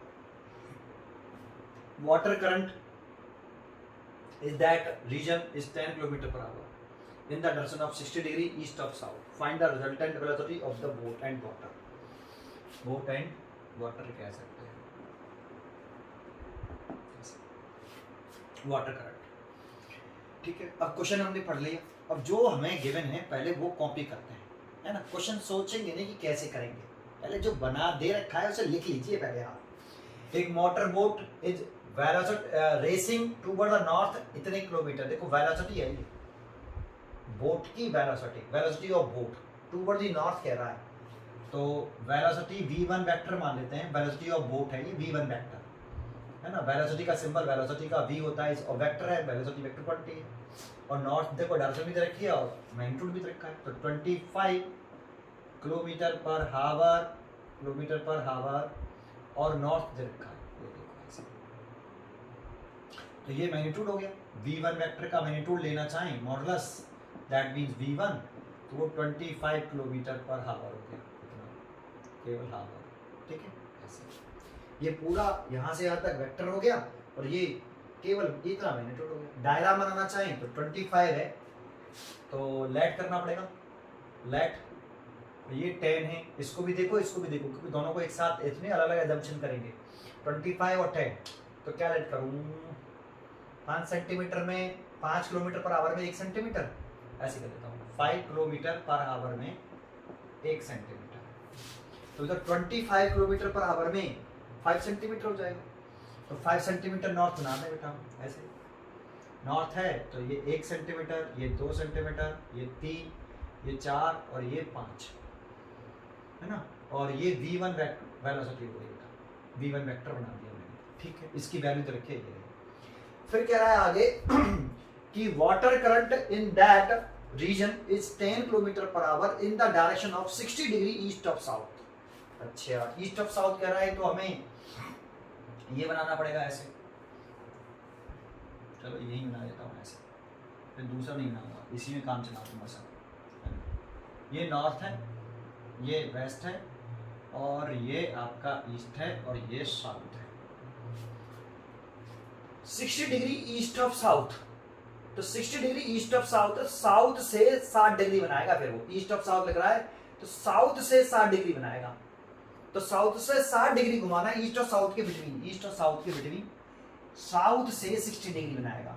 तो 60 डिग्री साउथ से, ये देखो ये 60 डिग्री बन गया, ये साउथ से 60 डिग्री, साउथ से 60 डिग्री ईस्ट की तरफ। ईस्ट ऑफ साउथ को मतलब होता है साउथ ऑफ ईस्ट, साउथ से ईस्ट की ओर, तो साउथ से ईस्ट की तरफ घुमा दिया। कितना है 10 किलोमीटर, तो 2 सेंटीमीटर के बराबर होगा, तो 1 सेंटीमीटर एंड 2 सेंटीमीटर। ये रहा भाई आपका S2 वेक्टर। थोड़ा सा बड़ा कर देता हूँ है ना, अच्छा नहीं लग रहा है। ये 1 सेंटीमीटर, ये 2 सेंटीमीटर और ये ठीक है, ठीक है अप्रोक्सीमेट बना लो। S2 वेक्टर हो गया ये बेटा, ये S2 वेक्टर हो गया। और इससे कितना नहीं बना रहा, इससे साउथ से कितना, देखो ये दे रखा है ना ईस्ट ऑफ साउथ 60 डिग्री और 10 किलोमीटर पर आवर था। तो ये सॉरी S2 नहीं V2 हो गया, ये V2 वेक्टर। यहाँ पे लिख देता हूँ कि V2 वेक्टर की जो वैल्यू रखी है वो 10 किलोमीटर पर आवर और 60 डिग्री ईस्ट ऑफ साउथ है, ईस्ट ऑफ साउथ ऐसे देता हूँ। चलो लिख देता हूँ साउथ है ना ऐसे। तो V2 वेक्टर का जो मैग्नीट्यूड दे रखा है वो 10 किलोमीटर पर आवर दे रखा है, 10 किलोमीटर आवर दे रखा है ऐसे बना वो दिया मैंने। ये V1 वेक्टर, ये V2 वेक्टर। फिर क्या कह रहा आगे, तो देखो जो मैंने दे रखा है ये गिवन था, ये भी गिवन था। Find the resultant velocity of the boat and water. Resultant velocity पूछ रहा है तो मैं रिजल्टेंट वेलोसिटी यहाँ लिख लेता हूँ कि रिजल्टेंट वेलोसिटी भाई, resultant velocity of boat and water वो लेट कर लेता हूँ मैं V वेक्टर, और ये किसका रिजल्टेंट है V1 का और V2 का। हमसे यही पूछ रहा है, ये पूछ रहा है। तो इसमें 2 चीजें होंगी, एक तो होगा मैग्नीट्यूड ऑफ V वेक्टर और एक होगा direction of V vector. V vector का नाम है रिजल्टेंट वेलोसिटी, इसी को निकालना है। तो मैग्नीट्यूड अलग निकालना पड़ेगा, डायरेक्शन अलग निकालना पड़ेगा। तो पहले ग्राफिकल मेथड कंप्लीट करना पड़ेगा बेटा। इसका फिगर बनाइए पहले आप, अगर डायरेक्शन चाहिए तो इसका फिगर बनाइए। तो ग्राफिकल मेथड से देखो V1 वेक्टर पहले बना लें, V1 वेक्टर। तो V1 वेक्टर इसी में ड्रॉ कर देता हूँ, अलग से नहीं कर रहा। V1 वेक्टर यहाँ से ड्रॉ करके ऊपर की तरफ चला गया, ये V1 वेक्टर। थोड़ा सा और ऊपर ले जाएंगे, ये नॉर्थ का लेते हैं। 1 2 3 4 और 5, ये V1 वेक्टर पैराग्राम से बना लेते हैं। और ये V2 वेक्टर टेल से टेल लगाते हैं पैराग्राम में, पैराग्राम वाले में थोड़ा बना रहा हूँ। पैराग्राम कंप्लीट कर दीजिए। तो इसके जस्ट पैरेलल लाइन बना लीजिए आप पहले, इसके पैरेलल लॉ ऑफ पैराग्राम से कर रहे हैं। और इसके पैरेलल बना लीजिए, ये इसके पैरेलल बना लीजिए, और इसके जो डायगोनल है, कॉमन पॉइंट ये हो गया v1 वेक्टर और v2 वेक्टर का। डायगोनल से यहां से आप रिजल्टेंट शो कर दो, ये रिजल्टेंट। ग्राफिकल मेथड आना चाहिए बेटा, ये बना दिया, ये रिजल्टेंट वेक्टर शो कर लिया। ठीक है, अब हमें पहले मैग्नीट्यूड निकाल लें, एनालिटिकल मेथड से। ये ग्राफिकल मेथड यूज कर लिया, अब एनालिटिकल मेथड यूज कर लें। तो हेडिंग डाल लें, मैग्नीट्यूड निकाल लें ऑफ वेलोसिटी रिजल्टेंट वेक्टर का। तो v is equal to root के अंदर v1 का स्क्वायर प्लस v2 का स्क्वायर प्लस 2v1 v2, और यहाँ कॉस आएगा एंगल बिटवीन, यहाँ v1 v2 लिखना है, v1 v2, तो इन दोनों के बीच का एंगल आता है, angle between v1 vector and v2 vector. तो मैं अब यहाँ थीटा लिख देता हूँ। ठीक है, नाम वैसे तो नाम तो एंगल ही लिखना है, थीटा है ना, ऐसे। अब कौन भाई इसमें देखना पड़ेगा थीटा v1 वेक्टर और v2 वेक्टर के बीच में टेल टू टेल एंगल कितना है। तो ये एंगल है बेटा, ये वाला टेल टू टेल, ये v2 वेक्टर हो गया, ये v1 वेक्टर हो गया, और इन दोनों के बीच में टेल टेल एंगल ये हो गया। इसको बोलेंगे अब थीटा। और थीटा यहाँ ये कितना है, ज्योमेट्री से सोचो कितना है, बड़ा आसान है। ये ईस्ट है और ये साउथ है, 90 डिग्री इन दोनों के बीच में, और ये 60 डिग्री है, तो ये कितना हो जाएगा बेटा 30 डिग्री। और इसके बीच में कितना है 90, तो इसके बीच में 90 और ये 30, तो हमें चाहिए ये पूरा, तो ये 30 हो गया, ये 90 हो गया, तो 120 डिग्री हो गया भाई, 120 डिग्री। तो यहाँ हम जो एंगल लिखेंगे वो तो हम लिख देंगे 120 डिग्री, v1 वेक्टर और v2 वेक्टर के बीच में टेल टू टेल एंगल। ठीक है, सही है। ये वाला क्यों नहीं लिखा था टेल टू टेल, तो ये वाला भी हो सकता है, ये वाला, लेकिन ये 180 से बड़ा है। टेल से टेल तो है लेकिन 180 से बड़ा, इसलिए नहीं लिखा। ठीक है, 180 से बड़ा नहीं लेना है। तो वैल्यू पुट कर दो रूट के अंदर। पहले देख लेता हूँ कैमरे में आ रहा है कि नहीं, नीचे कहाँ तक है, अभी तो काफ़ी गुंजाइश है। ठीक है, तो v1 की वैल्यू लिख लेते हैं 25, उसका स्क्वायर कर लेते हैं। देखो v1 की वैल्यू 25, उसका स्क्वायर कर लेते हैं, तो 625 प्लस v2 का स्क्वायर कितना है 10, उसका स्क्वायर कर लेते हैं 100, प्लस 2 इंटू v1 की वैल्यू स्क्वायर नहीं करना है 25, और इसकी वैल्यू 10, और cos 120 की वैल्यू होती है माइनस के हाफ। अगर आपको वैल्यू नहीं निकालना आती है, या तो आपको निकालना आना चाहिए या याद होनी चाहिए। मैं बता सकता हूँ cos 90 प्लस 30 लिख लीजिए ऐसे। वैसे तो याद होनी चाहिए cos 120 180 तक की वैल्यू, सारी वैल्यू याद होनी चाहिए आपको। साइन और cos की तो खासकर याद होनी चाहिए। नहीं याद है तो निकाल सकते हो। किस क्वाड्रेंट में है, सेकंड में है 90 प्लस थीटा। सेकंड क्वाड्रेंट में cos कैसा होता है नेगेटिव, किसमें चेंज होगा साइन में, तो साइन 30, और साइन 30 की वैल्यू होती है 1/2, तो cos 120 की वैल्यू माइनस के हाफ। अगर आपको ये निकालना नहीं आती है तो मेरे YouTube चैनल पर सर्च करिए ट्रिग्नोमेट्री बाय संदीप सर या ट्रिग्नोमेट्री बाय S3 क्लासेस। ठीक है, तो आपको मिल जाएगा ये टॉपिक ट्रिग्नोमेट्री वाला। वहाँ पर मैंने ये सिखाया है आपको कि कैसे कैलकुलेट करते हैं। ठीक है, चलिए आगे बढ़ते हैं। तो रूट के अंदर देखो 2 से तो ये 2 कट गया, ये हो गया 725, इन दोनों को ऐड कर लिया 725, और ये हो गया 250, और ये माइनस साइन यहाँ आ जाएगा, तो माइनस के 250, और इसमें से ये घटा दे 725 में से 250 अगर हम सब्ट्रैक्ट कर देते हैं तो ये वैल्यू आती है 475 रूट के अंदर। अब मैं कैलकुलेशन नहीं करूँगा, मैं कैलकुलेशन करके बैठा हुआ हूँ, और इसकी वैल्यू आती है 21.79 किलोमीटर पर हावर। तो देखो ये रिजल्टेंट वेक्टर का मैग्नीट्यूड आ गया बेटा। तो हमने मैग्नीट्यूड तो निकाल लिया, अब डायरेक्शन भी निकालनी पड़ेगी, क्योंकि रिजल्टेंट वेलोसिटी पूछ रहा है। सर डायरेक्शन तो उसने कहा नहीं है, वेलोसिटी रिजल्टेंट वेलोसिटी कह दिया, velocity is a vector quantity, उसमें मैग्नीट्यूड और डायरेक्शन दोनों आ जाती है। तो मैग्नीट्यूड भी निकालना पड़ता है, डायरेक्शन भी निकालनी पड़ती है। तो मैग्नीट्यूड तो मैंने निकाल दिया, अब डायरेक्शन कैसे कैलकुलेट करेंगे तो अभी सिखा चुका हूँ यार, बस इसी है ना। एक बार थोड़ा सा प्रैक्टिस करिए तो आ जाएगा। Second, direction of resultant velocity, direction of resultant velocity. लेकिन अब देखो v1 का मैग्नीट्यूड और v2 का मैग्नीट्यूड इक्वल नहीं है, 25 और 10 है, तो अल्फा और थीटा बाई 2 नहीं होगा, तो अब निकालना पड़ेगा। और अल्फा एंगल बिटवीन, किस नेम पे ध्यान देना, नेम पर, angle between resultant velocity, resultant के वेक्टर के बीच में होता है रिजल्टेंट वेलोसिटी v वेक्टर, और NE1 वेक्टर, अब आप V1 से भी निकाल सकते हो, V2 से भी निकाल सकते हो, तो मैं V1 से निकाल देता हूँ V1। तो ये हो गया अल्फा, देखो ये वाला, ये रिजल्टेंट वेलोसिटी हो गई ये वाली, ये रिजल्टेंट वेलोसिटी और ये V1। तो फॉर्मूला लिखिए, साइन, यहाँ कौन सा एंगल आएगा जो यहाँ आया है 120, 120, यहाँ अल्फा ये वाला एंगल आता है, ये वाला जो हम लिखा है, ये डायरेक्शन होती है ये वाली। अब यहाँ और यहाँ क्या लिखते हैं, अल्फा के सामने वाले वेक्टर का मैग्नीट्यूड ही लिखते हैं। तो सर अल्फा के सामने तो ये है, ये वाला और ये वाला इक्वल नहीं होगा, पैरेललोग्राम बनाया है ना, तो ये V2 है तो ये भी V2 वेक्टर हो, उसका मैग्नीट्यूड कितना हो गया V2, तो ये V2 आएगा, ये भी V2 आएगा, और ये कितना आएगा V1।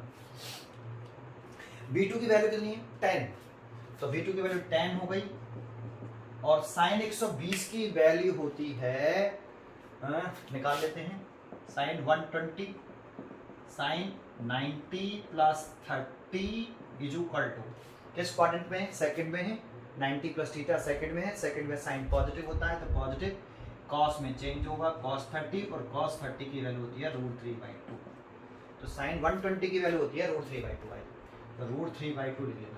जानते हो साइन की टेबल में 0 से लेके 180 डिग्री तक कोई वैल्यू नेगेटिव नहीं होती, कोई भी वैल्यू नेगेटिव नहीं होती, 0 से 180 डिग्री तक कोई भी नेगेटिव, सब पॉजिटिव ही पॉजिटिव है, तो √3/2 पॉजिटिव वैल्यू आ गई साइन 120 की, डिवाइडेड बाय V1 की वैल्यू कितनी है साहब, V1 है हमारा 25 किलोमीटर, तो ये 25 लिख लिया, प्लस V की वैल्यू है 10 और इसकी वैल्यू है माइनस का हाफ, तो देखो माइनस का हाफ है तो माइनस में यहाँ लगा देता हूँ हाफ ऐसे। अब देखो 2 से ये 5 बार कटेगा तो ये 5 हो जाएगा, देखो यही कैलकुलेट कर लेता हूँ, ये 5 हो गया, और B पर 25 में से 5 जाएगा तो 20 रह जाएगा, 2 से ये 5 बार कट जाएगा तो ये 5√3 रह जाएगा, 5√3 ऐसे, और 5 से ये कट जाएगा 4, तो ये यहाँ सॉल्व करके पूरा आ गया होगा, आपको समझ में आया होगा 3√3/4, ये ठीक है, ये आ गया, इतना यहाँ तक आया। अच्छा आगे अगर इसमें देखें तो हम यहाँ से हम tan अल्फा निकालें तो ये √3/4, जानते हो tan की वैल्यू टेबल में ये किसी की भी वैल्यू नहीं, अब क्या करें, अब किसी की भी वैल्यू नहीं है तो क्या करें भाई, क्या करें, तो हम इसको ऐसे लिख देते हैं, फिर जब मालूम नहीं हो पढ़ रहा हो तो tan इनवर्स √3/4, tan इनवर्स करके लिख देते हैं √3/4 ऐसे, बस इतना ही छोड़ देते हैं। इसकी वैल्यू हम जो कैलकुलेट कर सकते हैं वो या तो नेचुरल tan की एक टेबल आती है, उस टेबल से देख के कर सकते हैं, अदरवाइज नहीं कर सकते, आप alpha is equal to tan inverse √3/4 ही छोड़ सकते हैं। जब कोई टेबल में वैल्यू ना हो तो उसको ऐसे लिखना पड़ता है, फिर ना हो तब, ठीक है। अच्छा ये अल्फा आ गया, अब देखो मैग्नीट्यूड मैंने ये निकाल दिया, डायरेक्शन ये निकाल दी, अब इसे लिखेंगे कैसे, फाइनली ये क्वेश्चन उठा लेता हूँ, आंसर कैसे लिख के दिखाएंगे हम इसका, तो आंसर ऐसे लिख के दिखाएंगे, जब चॉइस आती है ना तो चॉइस में आंसर लिखा आता है बेटा, तो ऐसे लिखेंगे, देखो रिजल्टेंट वेलोसिटी V वेक्टर, इसका मैग्नीट्यूड कितना है, जैसे देखो V1 वेक्टर लिख रहा है तो मैग्नीट्यूड लिखा है और डायरेक्शन लिखी है, आपको ऐसे रिजल्टेंट वेलोसिटी लिखनी है तो मैग्नीट्यूड लिखना है और डायरेक्शन लिखनी है, तो मैग्नीट्यूड कितना आया 21.79 किलोमीटर पर आवर, फिर कॉमा लगा के ये तो मैग्नीट्यूड लिख दिया, अब डायरेक्शन लिखो, जैसे ये लिखा है ना वैसे लिखना पड़ेगा। अब देखो इसमें 10 किलोमीटर ये तो मैग्नीट्यूड हो गया, ये डायरेक्शन हो गई, ऐसे इसकी डायरेक्शन लिखो, तो इसमें लिख देंगे tan इनवर्स √3/4, अल्फा की जगह पे ये लिख दिया। अब डायरेक्शन लिखने के लिए देखो ये डायरेक्शन है, ये क्या है आपका नॉर्थ, ये क्या है साउथ, ये वेस्ट, ये ईस्ट, किसके बीच बिटवीन है, ये V की डायरेक्शन, इसकी डायरेक्शन लिखनी है, इसकी किसके बिटवीन है, ईस्ट और नॉर्थ के बिटवीन है।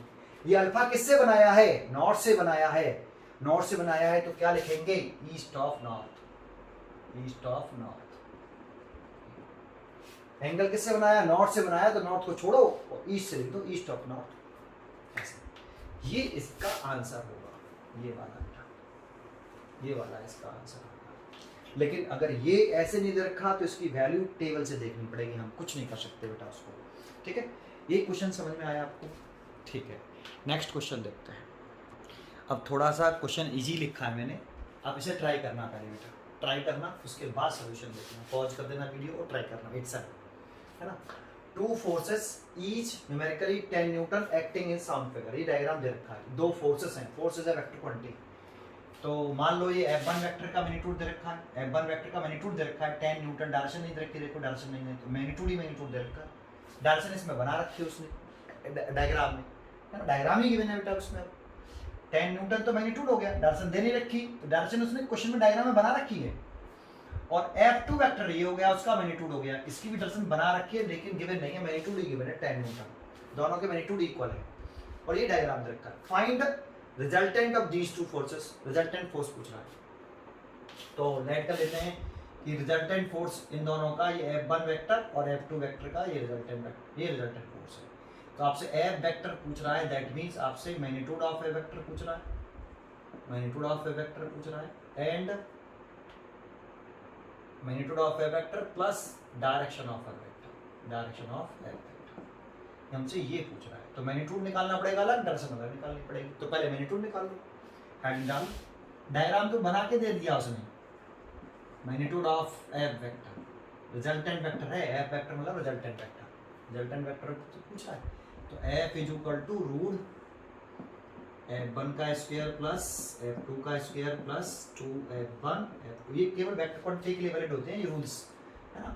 cos यहाँ F1 F2 के between angle, angle between F1 and F2 vector, तो बता सकते हो यहाँ इसी का कंसेप्ट है बेटा। अगर आपको एंगल निकालना नहीं आता है तो लेक्चर नंबर 5 जरूर देखें, वहाँ पे मैंने शुरुआत ही यहीं से करी है एंगल से।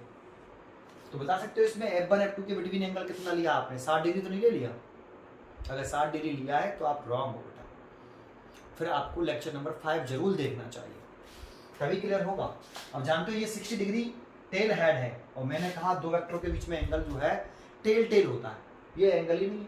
तो जिसका हेड है, किसका हेड है F1 वेक्टर का, उसको एक्सटेंड कर लेते हैं बेटा, एक्सटेंड कर लिया तो ये जो हेड है ना वो यहाँ आ जाएगा और जो टेल है ये यहाँ आ जाएगा। तो ये F1 वेक्टर एक्सटेंड हो गया और ये टेल ये आ गया, F2 वेक्टर का टेल यही है, तो ये एंगल हुआ दोनों वेक्टर के बिटवीन एंगल और ये होगा 120 डिग्री, ये हुआ हमारा थीटा। दैट मीन्स ये वाला जो F1 F2 के बिटवीन जो एंगल है थीटा, वो थीटा की वैल्यू 120 डिग्री है, ना कि 60 डिग्री। ये कंसेप्ट है यहाँ पे। तो F1 की वैल्यू देखो कितनी रखी है, मैग्नीट्यूड दे रखा है 10, 10 का स्क्वायर 100, F2 10 उसका स्क्वायर 100 प्लस 2 F1 10 और F2 भी 10 और cos 120 डिग्री, 60 डिग्री नहीं होगा उसके बाद। ये बच्चे गलती कर जाते हैं, एंगल बिटवीन टू वेक्टर्स पहचानना आना चाहिए, नहीं आता है तो देखिए बेटा, पहले सीखिए। cos 120 की वैल्यू माइनस के हाफ होती है, 2 से 2 कट गया, ये माइनस माइनस माइनस हो जाएगा, 100 हो गया तो 100 से 100 कट गया, 10 आ गया 10 न्यूटन, ये है। अजीब है ना, दोनों इसका मैग्नीट्यूड 10 था, इसका भी मैग्नीट्यूड 10 था, दोनों को ऐड करके भी 10 ही आ रहा है ना, अजीब। अब इसको डायग्राम दिखाएं तो देखो डायग्राम बनाना आना चाहिए। ये F1 वेक्टर हो गया, ये F2, ये दोनों सेम ऑर्डर में अरेंज है, ट्रायंगल ऑफ कंडीशन यूज कर लो, रिजल्टेंट ड्रॉ कर लो अपोजिट ऑर्डर में, ये अपोजिट ऑर्डर में ट्रायंगल ऑफ कंडीशन से F वेक्टर रिजल्टेंट वेक्टर हो गया, टेल से टेल हेड से है, ग्राफिकल मेथड आना चाहिए, रिजल्टेंट वेक्टर हो गया। अब इसकी डायरेक्शन निकालनी है अगर आपको, डायरेक्शन ऑफ F वेक्टर, तो उसमें क्या निकालते हैं, अल्फा, किसके बीच में, एंगल बिटवीन रिजल्टेंट वेक्टर, यहाँ रिजल्टेंट वेक्टर कौन सा है, रिजल्टेंट फोर्स हो गया ना F और एनी वन वेक्टर, तो F1 के बीच में लिख लेते हैं, ये एंगल निकाल देखो, ये रिजल्टेंट, ये डायरेक्शन को बताएगा। ये निकालेंगे कैसे, तो इसमें कुछ करना नहीं, क्योंकि दोनों वेक्टर के मैग्नीट्यूड कैसे हैं, बराबर है, इसका भी 10 है, इसका भी 10 है, तो सीधा सीधा अल्फा बराबर थीटा बाई 2, थीटा 120 डिग्री तो ये 2, तो ये 60 डिग्री, तो ये 60 डिग्री होगा बेटा, कुछ नहीं करना है, बराबर हो तो कुछ नहीं करना है। ये आ गया। अब इतना आंसर नहीं है, अब रिजल्टेंट फोर्स की वैल्यू कितनी हो गई, मैग्नीट्यूड लिखो पहले, मैग्नीट्यूड आया 10 न्यूटन, अब डायरेक्शन लिखो, तो डायरेक्शन लिखे हैं तो कितना आ रहा है 60 डिग्री। अब किससे आ रहा है तो देखो किस पॉइंट पर अल्फा बनना है, इस वाले पॉइंट पर अल्फा बनना है, तो यहाँ जिस पॉइंट पर अल्फा बने वहां पे ये लाइन खींच लीजिए आप ऐसे, ये ईस्ट है, जिस पॉइंट पर देखो अल्फा बने उस पॉइंट पर ये नॉर्थ है, ये आपका वेस्ट है और ये साउथ है। किससे एंगल बना रहा है, ईस्ट से, कितना बना रहा है 60 डिग्री, तो क्या लिखना चाहिए, नॉर्थ ऑफ ईस्ट। ये एफ वेक्टर का इतना तो मैग्नीट्यूड हो गया, ये इसकी डायरेक्शन हो गई, तो ये रिजल्टेंट वेक्टर का मैग्नीट्यूड भी निकाल दिया मैंने और डायरेक्शन भी निकाल दी। ये समझ में आया आपको? ये आंसर लिख देंगे हम इसका। ये क्वेश्चन नंबर 3। एक और क्वेश्चन बताता हूँ, अब थोड़ा सा डिफरेंट टाइप के क्वेश्चन बताता हूँ, पढ़िए क्वेश्चन। अब देखो इसमें फिर मैं कहूँगा कि क्वेश्चन में जो जानकारी गिवन है, जो कुछ भी गिवन है उसे लिख लेना पहले, है ना, और उसके बाद ही क्वेश्चन सॉल्व करना शुरू करना, ठीक है। पहले क्वेश्चन पढ़िए। 2 vectors both equal in magnitude. 2 vector हैं, दोनों के मैग्नीट्यूड इक्वल है। मैग्नीट्यूड इक्वल है, मैग्नीट्यूड, वेक्टर इक्वल नहीं है बेटा, वेक्टर इक्वल नहीं, केवल उनके मैग्नीट्यूड इक्वल है। लैंग्वेज पर ध्यान दो, इक्वल इन मैग्नीट्यूड कहा है, वेक्टर को इक्वल नहीं कहा उसने, ठीक है। हैव देयर रिजल्टेंट, और उन दोनों वेक्टर का जो रिजल्टेंट है equal in magnitude of either, और जो रिजल्टेंट वेक्टर का जो मैग्नीट्यूड है वो उन दोनों में से किसी भी वेक्टर के मैग्नीट्यूड के इक्वल है। Find angle between the 2 vectors. तो लेट हम कर लेते हैं, लेट 2 वेक्टर सॉल्यूशन कर रहे हैं पहले, लेट 2 वेक्टर्स लेट करो भाई। 2 वेक्टर्स कौन से हैं, कुछ बताया तो है नहीं, तो let 2 vectors are A vector and B vector. अब क्वेश्चन में देखो यहीं तक पूरा करो पहले इसको, कि 2 वेक्टर हैं उनके मैग्नीट्यूड इक्वल है। ए वेक्टर, उसमें ये नहीं कहा कि ए वेक्टर और बी वेक्टर इक्वल है, ये नहीं कहा उसने। हाँ ये जरूर कहा है कि ए वेक्टर का जो मैग्नीट्यूड है और जो बी वेक्टर का मैग्नीट्यूड है ये इक्वल है, that is A is equal to B है। ये क्वेश्चन में गिवन है, मैंने कुछ नहीं किया, मैंने कहा पहले आप वो लिख लीजिए जो गिवन है, ये गिवन है बेटा, ठीक है। अब कह रहा है हैव देयर रिजल्टेंट, तो पहले लेट कर लो again, let 2 vectors A and B and R vector क्या है, रिजल्टेंट वेक्टर है, resultant vector of A vector and B vector, और रिजल्टेंट वेक्टर है तो R vector is equal to, अब लिख सकते हैं ऐसे ए वेक्टर प्लस बी, ठीक है। तो अब कह रहा है have their resultant equal in magnitude of either, तो जो रिजल्टेंट वेक्टर है इन दोनों का, उसका जो मैग्नीट्यूड है वो ए और बी में से किसी भी वेक्टर के मैग्नीट्यूड के इक्वल है। तो ये दोनों ही आपस में इक्वल हैं। तो क्वेश्चन में अब आगे कह रहा है कि आर वेक्टर का जो मैग्नीट्यूड है वो या तो ए वेक्टर के मैग्नीट्यूड के इक्वल कह दो, या फिर आर वेक्टर का जो मैग्नीट्यूड है वो बी वेक्टर के मैग्नीट्यूड को कह दो। तो एक ही बात है, ए और बी अगर बराबर हैं तो आर ए के बराबर कह दो या बी के बराबर कह दो। ये जानकारी दे रखी है, दैट मीन्स उसने कह रखा है कोई सी भी वेक्टर के मैग्नीट्यूड के बराबर, दैट इज आप इसे ऐसे लिख सकते हो, R is equal to A is equal to B, इसको ऐसे लिख सकते हो भाई, मैग्नीट्यूड को ऐसे लिखते हैं हमेशा, इसको ऐसे लिख सकते हो, इज इक्वल टू लग रहा है तो इज इक्वल टू, इसको ऐसे, इसको ऐसे, ये भी हमें गिवन है बेटा, ये भी गिवन है। और कह रहा है कि find the angle between 2 vector, तो 2 वेक्टर कौन से, ए वेक्टर और बी वेक्टर, तो हमसे थीटा निकलवा रहा है, that means angle between A vector and B vector आपसे कैलकुलेट करने की कह रहा है ऐसे। अब बताओ इसे कैसे सॉल्व करें, बड़ा सिंपल है, रिजल्टेंट वेक्टर का मैग्नीट्यूड दे रखा है, फर्स्ट वेक्टर का मैग्नीट्यूड ए है, दूसरे वेक्टर का मैग्नीट्यूड बी है, फॉर्मूला लगाना है मैग्नीट्यूड ऑफ रिजल्टेंट वेक्टर का,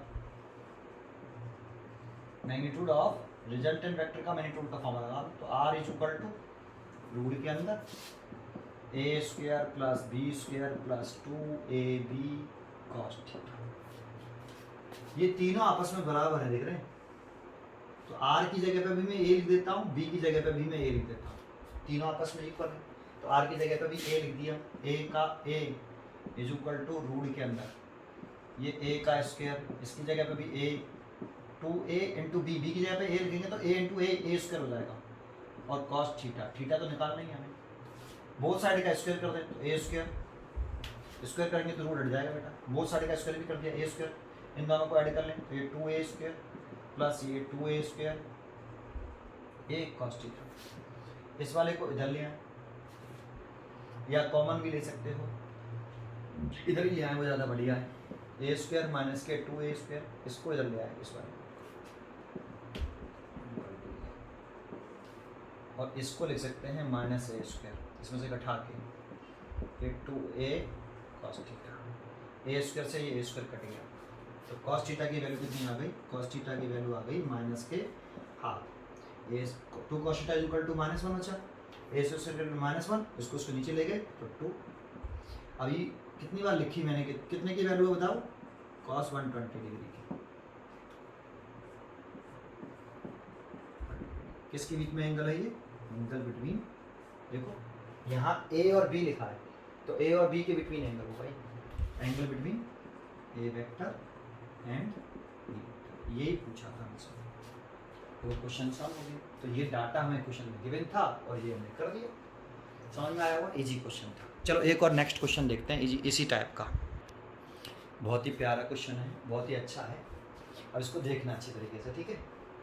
कैसे करता हूँ solution. The sum of the magnitude of two forces. Important है कि ये दो फोर्सेस का सम नहीं है, उन दो फोर्सेस हैं उनके मैग्नीट्यूड का सम है। मैग्नीट्यूड, ये वर्ड इंपॉर्टेंट है। Sum of the magnitude of two forces. ये ऐसे नहीं है कि दो फोर्सेस अगर F1 वेक्टर हैं और F2 वेक्टर हैं तो उनका F1 वेक्टर F2 वेक्टर का सम 80 न्यूटन है, ऐसे नहीं है। दो वेक्टर के का सम नहीं है ये। दो वेक्टर हैं F1 F2, दो फोर्सेस वेक्टर क्वांटिटी होती है, कहने की जरूरत नहीं होती। अब इसका जो मैग्नीट्यूड है दोनों फोर्सेस का, F1 वेक्टर का मैग्नीट्यूड, F2 वेक्टर का मैग्नीट्यूड, उनका जो सम है, मैग्नीट्यूड का सम है, वो 18 न्यूटन है। मैंने कहा सबसे पहले आप क्वेश्चन पढ़िए, क्वेश्चन के पढ़ने के बाद जो कुछ भी जानकारी गिवन है उन सबको पहले कॉपी में नोट करिए। तो मैं कॉपी में नोट कर रहा हूँ, क्वेश्चन सॉल्व नहीं कर रहा बेटा अभी, ठीक है।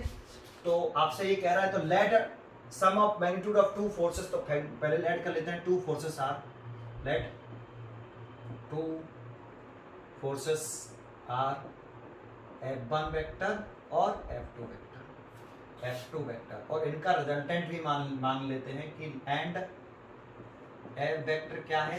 Resultant of F1 vector and F2 vector, resultant F1 F2 का रिजल्टेंट है। ये तो पहले लेट कर लिया, resultant of F1 vector and F2 vector. अब देखो यहाँ क्या कह रहा है, sum of the magnitude of two forces. F1 F2 vector का सम नहीं, F1 वेक्टर का मैग्नीट्यूड और F2 वेक्टर का मैग्नीट्यूड, उनका सम, मैग्नीट्यूड का सम। तो क्वेश्चन में हमें एक गिवन है कि F1 वेक्टर का मैग्नीट्यूड हो गया F1, F2 वेक्टर का मैग्नीट्यूड हो गया F2, इन दोनों का जो सम है, सम कर लिया, सम वो 18 न्यूटन है। तो एक तो जानकारी हमें ये दे रखी है। मैंने क्वेश्चन सॉल्व करना शुरू नहीं कर रहा, पहले क्वेश्चन में जो दे रखा है वो लिख रहा हूं। तो एक तो ये दे रखा है, चलिए आगे बढ़ते हैं। And the magnitude of their resultant is 12 Newton. जो इन दोनों F1 F2 का जो रिजल्टेंट है वो मैंने F माना। अब F वेक्टर नहीं गिवन है, F वेक्टर का मैग्नीट्यूड गिवन है, रिजल्टेंट वेक्टर का मैग्नीट्यूड गिवन है। तो हमें गिवन क्या है? एंड हमें गिवन है magnitude of F vector, magnitude of resultant vector, resultant force कह सकते हो, resultant force, magnitude of resultant force या मैग्नीट्यूड ऑफ F वेक्टर लिख देता हूं। दैट मीन्स आपको F दे रखा है कितना? 12 न्यूटन। मैग्नीट्यूड दे रखा है बेटा, magnitude 12 Newton, F vector given नहीं है, ठीक है। ये देखो गिवन है, ये भी गिवन था, ये भी गिवन है, मैंने तो केवल लिखा है अभी गिवन, और कुछ तो किया नहीं, ठीक है। मैंने यहाँ तक पढ़ लिया, देखो अभी तो मैंने यहाँ से यहाँ तक जानकारी इकट्ठी करी। अब आगे पढ़ता हूँ। इफ द रिजल्टेंट मेक्स, मतलब रिजल्टेंट मतलब F vector makes an angle 90 degree with the force of smaller magnitude of two forces। अब F1 F2 में से कोई स्मॉलर लेट करना पड़ेगा, तो हमें ये भी लेट कर लिया मैंने कि F1 छोटा है F2 से, ये लेट कर लिया बेटा, लेट, ये लेट कर लिया। भाई वो क्या कह रहा है, दोबारा से पढ़िए। If the resultant makes an angle, resultant मतलब F vector, make an angle 90 degree with the force, force मतलब दो फोर्स है, एक F1 वेक्टर एक F2, किससे? ऑफ स्मॉलर मैग्नीट्यूड, जिसका मैग्नीट्यूड छोटा है, उसके साथ रिजल्टेंट वेक्टर 90 डिग्री बना रहा है। तो मैंने रिजल्टेंट, मान लो स्मॉलर फोर्स F1 वेक्टर है, उसका मैग्नीट्यूड छोटा है, तो मैंने लेट कर लिया। इस F1 से रिजल्टेंट वेक्टर कितना एंगल बना रहा है? 90 डिग्री बना रहा है। तो यहाँ एंगल किसके बीच में दे रखा है जानते हो? अल्फा दे रखा है, ये angle between resultant force F vector और एनी वन वेक्टर मतलब F1 एंड F1, ये दे रखा है 90 डिग्री। अब याद करो ये क्या चीज होती है बेटा, रिजल्टेंट और एनी वन फोर्स के बीच में जो एंगल होता है वो डायरेक्शन होती है। तो ये डायरेक्शन दे रखी है, डायरेक्शन ऑफ F वेक्टर, मैं डायरेक्शन दे रखी 90 डिग्री। मैं अभी क्वेश्चन नहीं सॉल्व कर रहा, कैसे करेंगे वो सब मैं नहीं देख रहा, मैं अभी बस केवल आपको सॉरी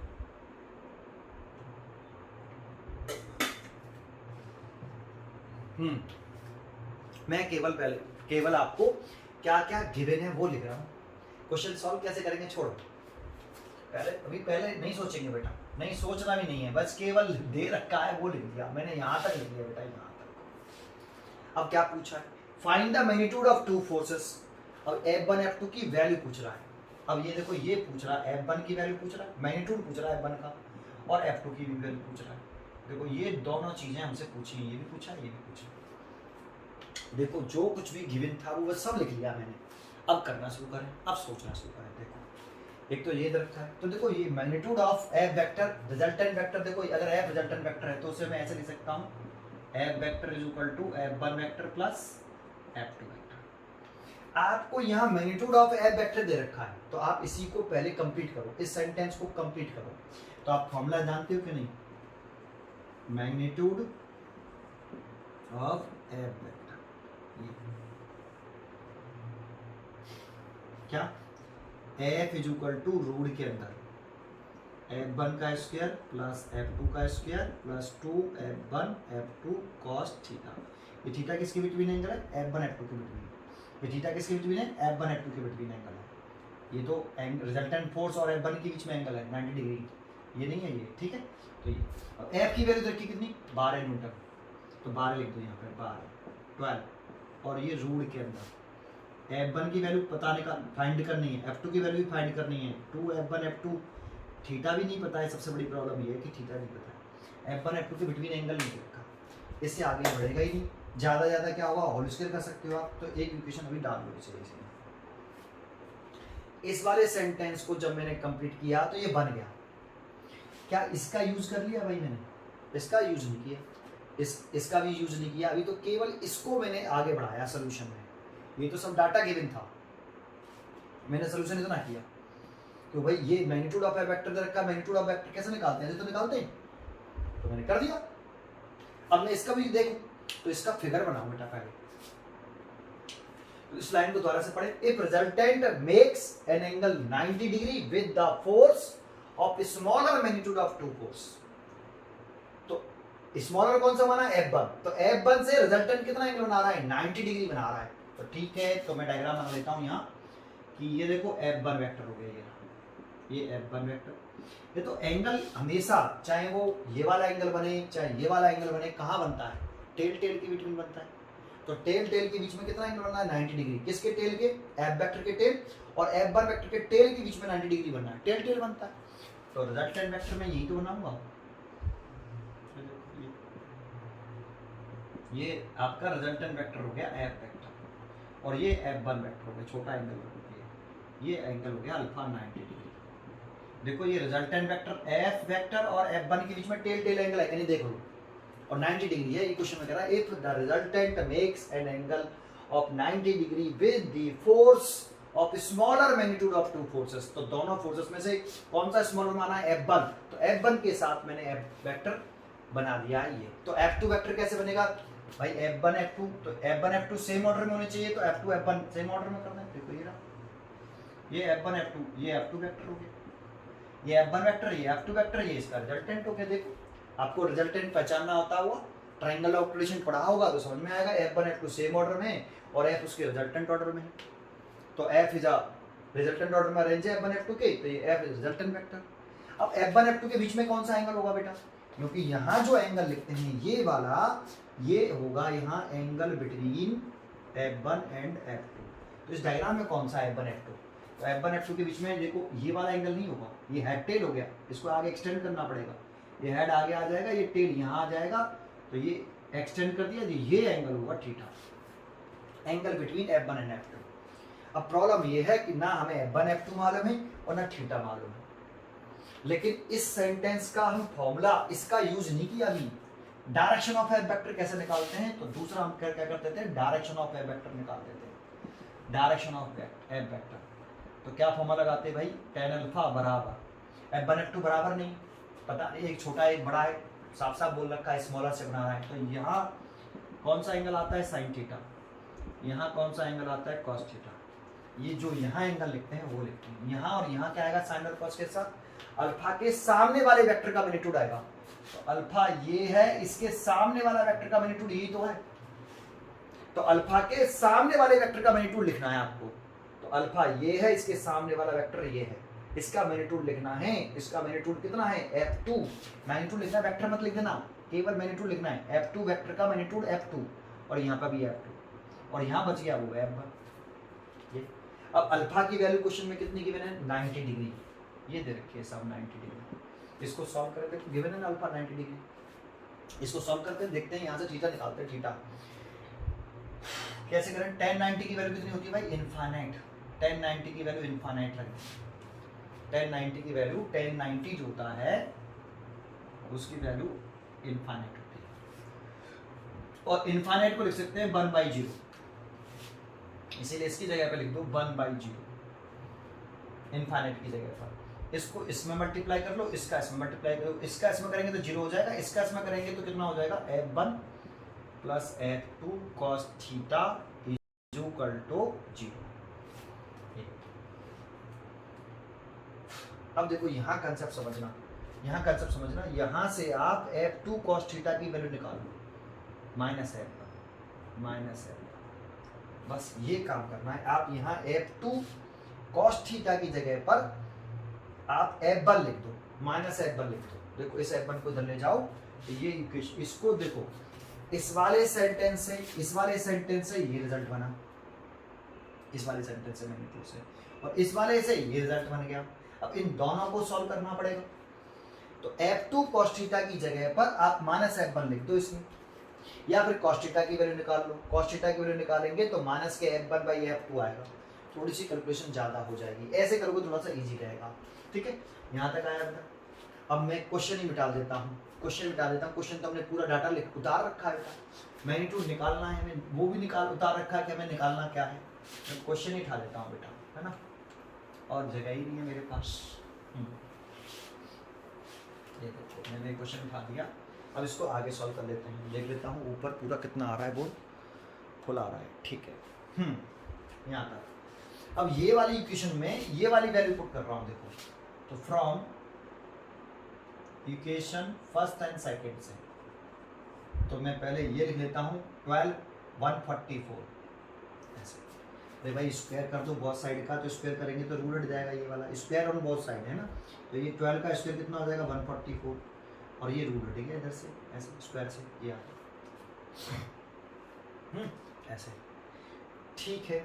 तो ये 144, ये f1 का स्क्वायर ऐसे कैसे उतार लिया, f2 का स्क्वायर भी ऐसे उतार लिया 2f1, और ये f2 cos थीटा है, इसकी जगह पर मैंने f1 लिख दिया, वो भी माइनस का, तो माइनस आ जाएगा, देखो यहाँ माइनस का 2f1 का स्क्वायर, बिल्कुल राइट, ठीक है। अब देखो ये 2f1 माइनस का, ये प्लस का है, तो ये f2 स्क्वायर प्लस का हो गया, और इसमें से इसे घटा के ये माइनस का हो गया, ये लाइन खींच देता हूँ, ये 144 हो गया। तो देखो f2 का स्क्वायर माइनस f1 का स्क्वायर 144 आ गया। तो देखो क्या इसको, इस वाले रिजल्ट को हम ऐसे लिख सकते हैं, इस वाले को f2 प्लस f1 और f2 minus f1 is equal to 144, ऐसे देखो लिख सकते हैं, बिल्कुल देख लो, चेक कर लो कैसे लिख सकते हैं, समझ में आता है कैसे करके, समझ में आ रहा है।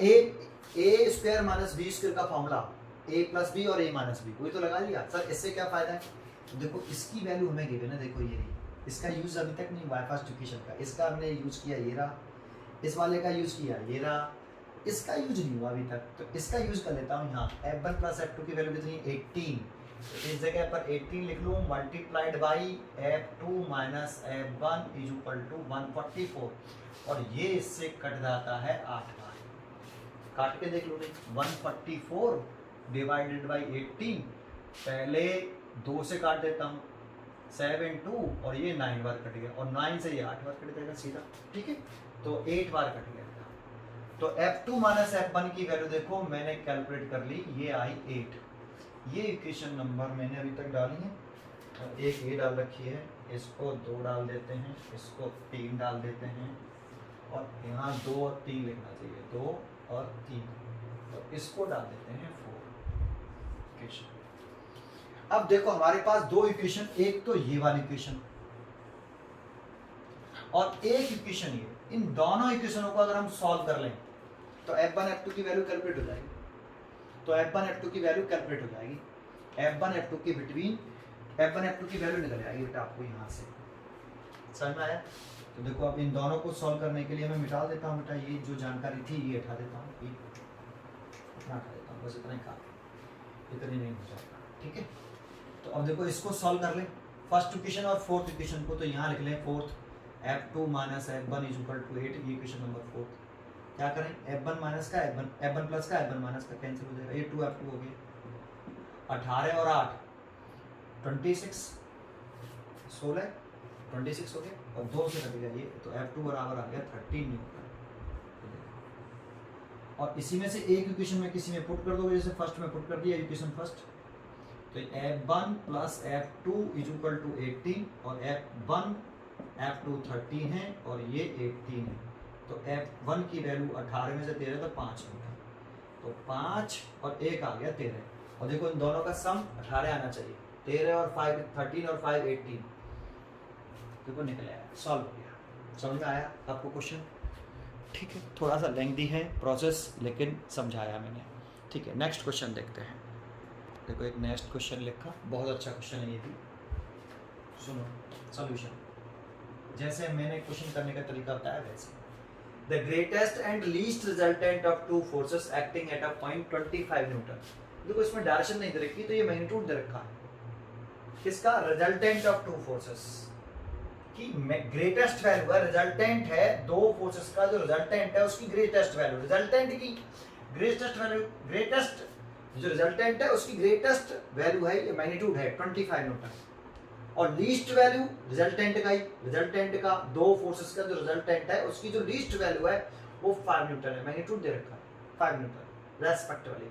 अब इसी को समझते हैं पहले, फिर कह रहा है आगे जो बाद में पढ़ूंगा, पहले इसको समझते हैं। तो देखो मैंने अभी थोड़ी देर पहले आपको रिवाइज कराया था कि अगर r वेक्टर है a vector plus b vector, अगर इसमें मैंने बताया था कि थीटा अगर 0 डिग्री होता है, मतलब a वेक्टर और b वेक्टर सेम डायरेक्शन में होते हैं, a और b सेम डायरेक्शन में होते हैं, तो इन दोनों वेक्टर का जो रिजल्टेंट आता है उसका जो मैग्नीट्यूड आता है वो मैक्सिमम आता है, और उसकी वैल्यू होती है a plus b, maximum value होती है। अगर दूसरा केस बताया था एक थीटा 180 डिग्री होता है जब a और b अपोजिट डायरेक्शन में होते हैं, ये तो इसका जो रिजल्टेंट का जो मैग्नीट्यूड आता है वो मिनिमम होता है, और उसकी वैल्यू होती है a माइनस b, ये मैक्सिमम वैल्यू, ग्रेटेस्ट वैल्यू, और ये मिनिमम वैल्यू है ना। तो यहाँ यही वर्ड यूज किया था, greatest and least resultant of two forces acting at a point 25 Newton. ये रिजल्टेंट दे रखा है दोनों फोर्सेस का, लेकिन उसका मैक्सिमम वैल्यू दे रखी है रिजल्टेंट की, दो फोर्सेस के रिजल्टेंट की मैक्सिमम वैल्यू और मिनिमम वैल्यू दे रखी है। तो लेट टू फोर्सेस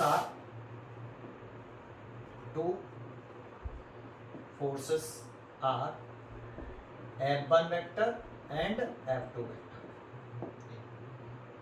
है ना, और इनका रिजल्टेंट वेक्टर F वेक्टर मान लें, एंड F वेक्टर इनका क्या है, रिजल्टेंट वेक्टर है, रिजल्टेंट फोर्स कह सकते हो, resultant force of F1 vector and F2 vector. तो F वेक्टर क्या हो गया, F1 vector plus F2 vector.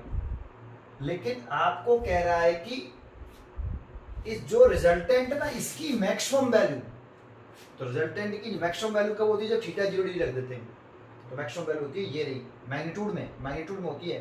तो ये जो रिजल्टेंट वैल्यू दे रखी है ना, मैक्सिमम वैल्यू वो 25 न्यूटन दे रखी है उसने, और मिनिमम वैल्यू दे रखी है वो 5 न्यूटन दे रखी है। तो क्वेश्चन में जो कह रहा है मैक्सिमम वैल्यू कब होती है, जब F1 F2 सेम डायरेक्शन में होंगे, ये F1 वेक्टर है और ये F2 सेम डायरेक्शन में होंगे, ऐसे थीटा 0 डिग्री होगा, तो इनका जो रिजल्टेंट होगा वो मैक्सिमम होगा, उसका मैग्नीट्यूड दे रखा उसने 25 न्यूटन, और वैल्यू कितनी होगी, F maximum is equal to F1 plus F2। ये देखो ये लिखा है, ये मैंने पढ़ाया अभी, आपको रिवाइज भी कराया और पीछे भी समझाया मैंने बिना रिवाइज के, ठीक है। रिवाइज भी करा के आया, इसकी वैल्यू दे रखी है 25 न्यूटन। तो देखो ये 25 न्यूटन दे रखा है। इस क्वेश्चन को पढ़ना, सीखना कि क्या कह रहा है। देखो अभी मैंने कुछ किया नहीं है, जो दे रखा है वो लिख लिया है मैंने, ये दे रखा था। अब ये लेट नहीं करते तो आप डायरेक्ट लिख सकते, तो एफ मैक्सिमम दे रखा है, ये दे रखा है मैक्सिमम वैल्यू, उनके ऊपर वेक्टर नहीं है, मैग्नीट्यूड लिख रहा हूँ बेटा। ये मैक्सिमम वैल्यू होती है, मिनिमम वैल्यू होती है, रिवाइज भी कराया अभी मैंने थोड़ी देर पहले आपको। अच्छा, और मिनिमम वैल्यू भी दे रखी है, और मिनिमम वैल्यू कब होती है? एंड। मिनिमम वैल्यू कब होती है? जब F1 वेक्टर और F2 वेक्टर अपोजिट डायरेक्शन में होते हैं, दैट मींस थीटा 180 डिग्री होता है, तो उनका रिजल्टेंट जो आता है वो मिनिमम आता है, F मिनिमम। रिजल्टेंट वेक्टर का मिनिमम वैल्यू आ गई, तो वो बड़ा कौन सा माना है? F1 बड़ा माना है, तो F1 माइनस है। और ये मिनिमम वैल्यू रखी है उसने कितनी? 5 न्यूटन। मिनिमम लीस्ट वैल्यू रखी है, least resultant of two forces, तो ये वाली रखी है उसने 5, ये 5 न्यूटन। तो आप डायरेक्ट लिख सकते हो, ये दे रखी है इतनी, लिख दो चाहे यहाँ F मैक्सिमम दे रखा है 25 न्यूटन, और F मिनिमम दे रखा है, इससे पहले F मिनिमम गिवन है, F मिनिमम वो 5 न्यूटन है, और F मिनिमम की वैल्यू लिखें तो 5 is equal to F1 minus F। अब इन दोनों इक्वेशनों को सॉल्व करके आप F1 F2 निकाल सकते हो, लेकिन F1 F2 नहीं पूछा उसने, लेकिन सॉल्व करके कर सकते हैं। चलो ये डाटा हमें गिवन है, अभी क्वेश्चन सॉल्व नहीं कर रहे, अभी तो इतनी जानकारी दे रखी है। अब आगे की जानकारी देखते हैं, आगे क्या कह रहा है ना। ये तो मैंने अभी केवल जानकारी लिखी है कि भाई मैक्सिमम वैल्यू दे रखी है और मिनिमम वैल्यू दे रखी है, तो मैंने लिख लिया, ये मैं जानता हूँ, ये मैं जानता हूँ, मैक्सिमम मिनिमम वैल्यू सिखाई मैंने आपको। अब कह रहा है if each force is increase by 5 Newton. अब ईच फोर्स मतलब F1 F2 को अगर हम 5 न्यूटन दोनों को बढ़ा दें मैग्नीट्यूड वाइज, तो क्वेश्चन में कह रहा है आगे, यहाँ कह रहा है कि इफ, ये क्वेश्चन में गिवन है, मैं कुछ नहीं कर रहा अभी, each force is increased by 5 Newton. देखो पहले कितना था? F1, तो अब नया लिख लेते हैं F3। F3 कितना है? F1 में 5 न्यूटन बढ़ा दो, ये देखो इतना न्यूटन है। पहले F1 था, F1 में आप 5 न्यूटन बढ़ा दो तो नया फोर्स आ गया, ये न्यू फोर्स आ गया। देन न्यू फोर्सेस, ये लिख सकते हैं, न्यू फोर्सेस की वैल्यू कितनी हो जाएगी? F3 मान लेता हूँ नया फोर्स, F1 F2 मान चुका हूँ, F भी मान चुका हूँ, F3 मान लेता हूँ, तो F1 प्लस 5, और दूसरा फोर्स कितना हो जाएगा? F4 मान लेता हूँ, F2 प्लस 5, इतना न्यूटन ये हो जाएगा, और इतना न्यूटन ये हो जाएगा। Each force increase by 5 newton, तो नया force, if each force is increase by 5 newton, तो कर लिया। अगर आप find the resultant of two new forces, F1 F2 का रिजल्टेंट ये नहीं पूछ रहा हमसे, जो नए फोर्स आए इंक्रीज करने के बाद F3 और F4, इसका रिजल्टेंट पूछ रहा है, इसका रिजल्टेंट फोर्स पूछ रहा है, इसका रिजल्टेंट फोर्स। तो लेट इन दोनों का रिजल्टेंट फोर्स लेट कर लेते हैं, तो जैसे ये F क्या मानूं? R मान लेता हूँ, कुछ भी मान लिया, F R रिजल्टेंट, F नहीं मान सकता, F मान चुका था, तो F R रिजल्टेंट कुछ भी लेट कर लो, F3 vector plus F4 vector. तो इस रिजल्टेंट फोर्स की वैल्यू पूछ रहा है वो आपसे, नया फोर्स की, जो नए फोर्स हैं F3 और F4, उनके रिजल्टेंट की वैल्यू पूछ रहा है, क्या है ना। Find the resultant of two new forces acting at right angle to each other. अच्छा, ये F3 और F4 कैसे दे रखे हैं? 90 डिग्री से दे रखे हैं बेटा। ये जो F3 फोर्स है और जो F4 फोर्स है, इनके बीच में एंगल 90 डिग्री है, राइट एंगल से है, और इनका ये रिजल्टेंट हो गया, ये वाला FR वेक्टर, ये पूछ रहा है हमसे, ये वाला।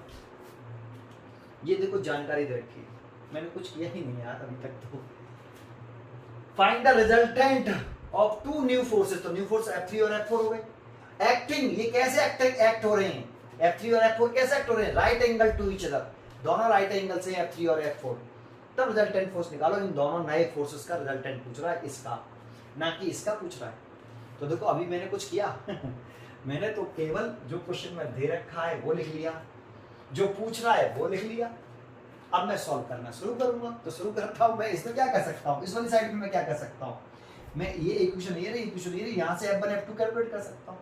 F1 F2 निकल आएगा तो यहाँ रख के F1 F2 रख दूंगा, तो F3 और F4 की वैल्यू निकल आएगी, नया फोर्स निकल आएंगे। तो मैं यहाँ से इन दोनों इक्वेशनों को सॉल्व कर लूँ, इसको और इसको। तो देखो इसको सॉल्व करूँ, इसको सॉल्व करूँ, तो F2 से F2 कट गया, ये 30 हो गया और ये हो गया 2F1।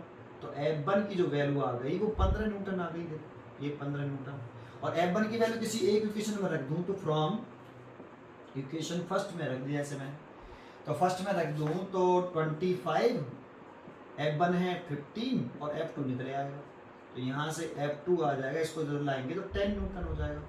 देखो 10 न्यूटन, 15 ये 10 ये, मैक्सिमम वैल्यू निकालेंगे तो 15 10 25 और मिनिमम वैल्यू निकालेंगे 15 में से 10 घटाएंगे तो 5 न्यूटन। बिल्कुल ठीक है।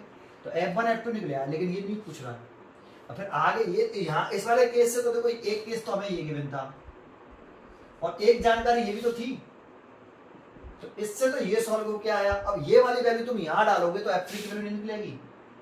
F1 की वैल्यू कितनी निकली देखो 15 और 5 20 न्यूटन हो गई। और F4 की वैल्यू मैग्नीट्यूड भी निकल आया, मैग्नीट्यूड निकला है। F2 की वैल्यू कितनी है 10 और वो +5 तो 15 न्यूटन दे निकला है। अब इस वेक्टर का मैग्नीट्यूड निकालना है और डायरेक्शन निकालनी है, तो magnitude of new forces, magnitude of resultant new forces, new force का रिजल्टेंट निकालना है। न्यू फोर्स तो यही है ना, F3 और F4 न्यू फोर्स है, इसका रिजल्टेंट निकालना है, दैट मींस FR निकालना है।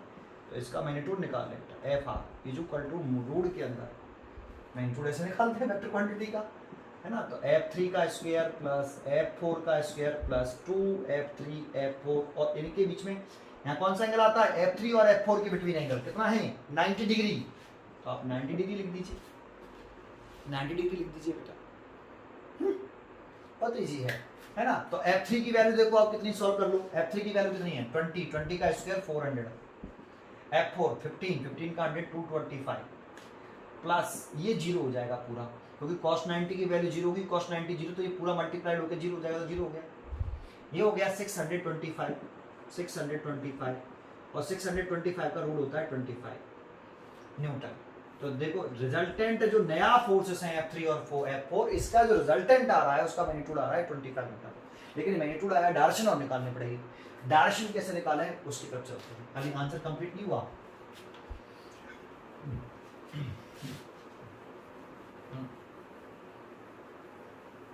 ये डायरेक्शन निकालते हैं तो यही तो निकालते हैं, यही तो होता है alpha, direction of new resultant force, direction of new resultant force, that means FR vector, इसकी डायरेक्शन निकालनी है। तो अल्फा ले करते थे angle between resultant force, resultant force कौन है यहाँ पे FR वेक्टर, और एनिमल वेक्टर, तो एनिमल वेक्टर F3 देखो, F3 वेक्टर। क्या F3 और F4 के मैग्नीट्यूड बराबर हैं? नहीं, ये 20 है ये 15 है, तो ऐसे नहीं होगा, फॉर्मूला लगाना पड़ेगा tan अल्फा। यहाँ तो साइन कौन सा एंगल आता है जो यहाँ लिखते हैं 90 डिग्री है, तो यहाँ 90 डिग्री आ जाएगा, प्लस यहाँ cos 90 डिग्री आ, यहाँ और यहाँ क्या लिखते हैं अल्फा के सामने वाले वेक्टर का मैग्नीट्यूड। तो अल्फा का सामने वाला कौन है F4, तो यहाँ आएगा F4 और यहाँ आ जाएगा F4 और यहाँ आ जाएगा F3। F4 की वैल्यू देखो, F4 की वैल्यू है 15, sin 90 की वैल्यू होती है 1। F3 की वैल्यू देखो कितनी है, F3 की वैल्यू है 20, तो ये 20 हो गया, और F4 की वैल्यू 15 और cos 90 की वैल्यू 0 होती है तो 0, तो ये हो जाएगा 15 डिवाइड बाई 20, 3 से काट दिया तो 3/4, और ये किसी की वैल्यू नहीं होती, tan अल्फा बराबर 3/4। या तो आप इसे ये लिखो, नहीं एक ट्रिक बताऊंगा यहाँ, ट्रिक ही कह सकते हैं उसे, 3/4 सबके लिए यूज नहीं होती, इसके लिए यूज हो जाती है ये 3/4। ट्रिक क्या है उधर सुनते हैं, ठीक है। यहाँ तक पहले आपको समझ में आया। मैं क्वेश्चन उठा लेता हूँ, हमसे यही रिजल्टेंट वेक्टर का फोर्स का मैग्नीट्यूड पूछा था, डायरेक्शन पूछा था, मैग्नीट्यूड रिजल्टेंट वेक्टर पूछा था डायरेक्ट फोर्स का, तो रिजल्टेंट वेक्टर का मैग्नीट्यूड निकाल दिया मैंने, डायरेक्शन भी निकाल दी। अब यहाँ एक जो पॉइंट बता रहा हूँ वो कॉन्सेंट्रेट करके सुने बेटा।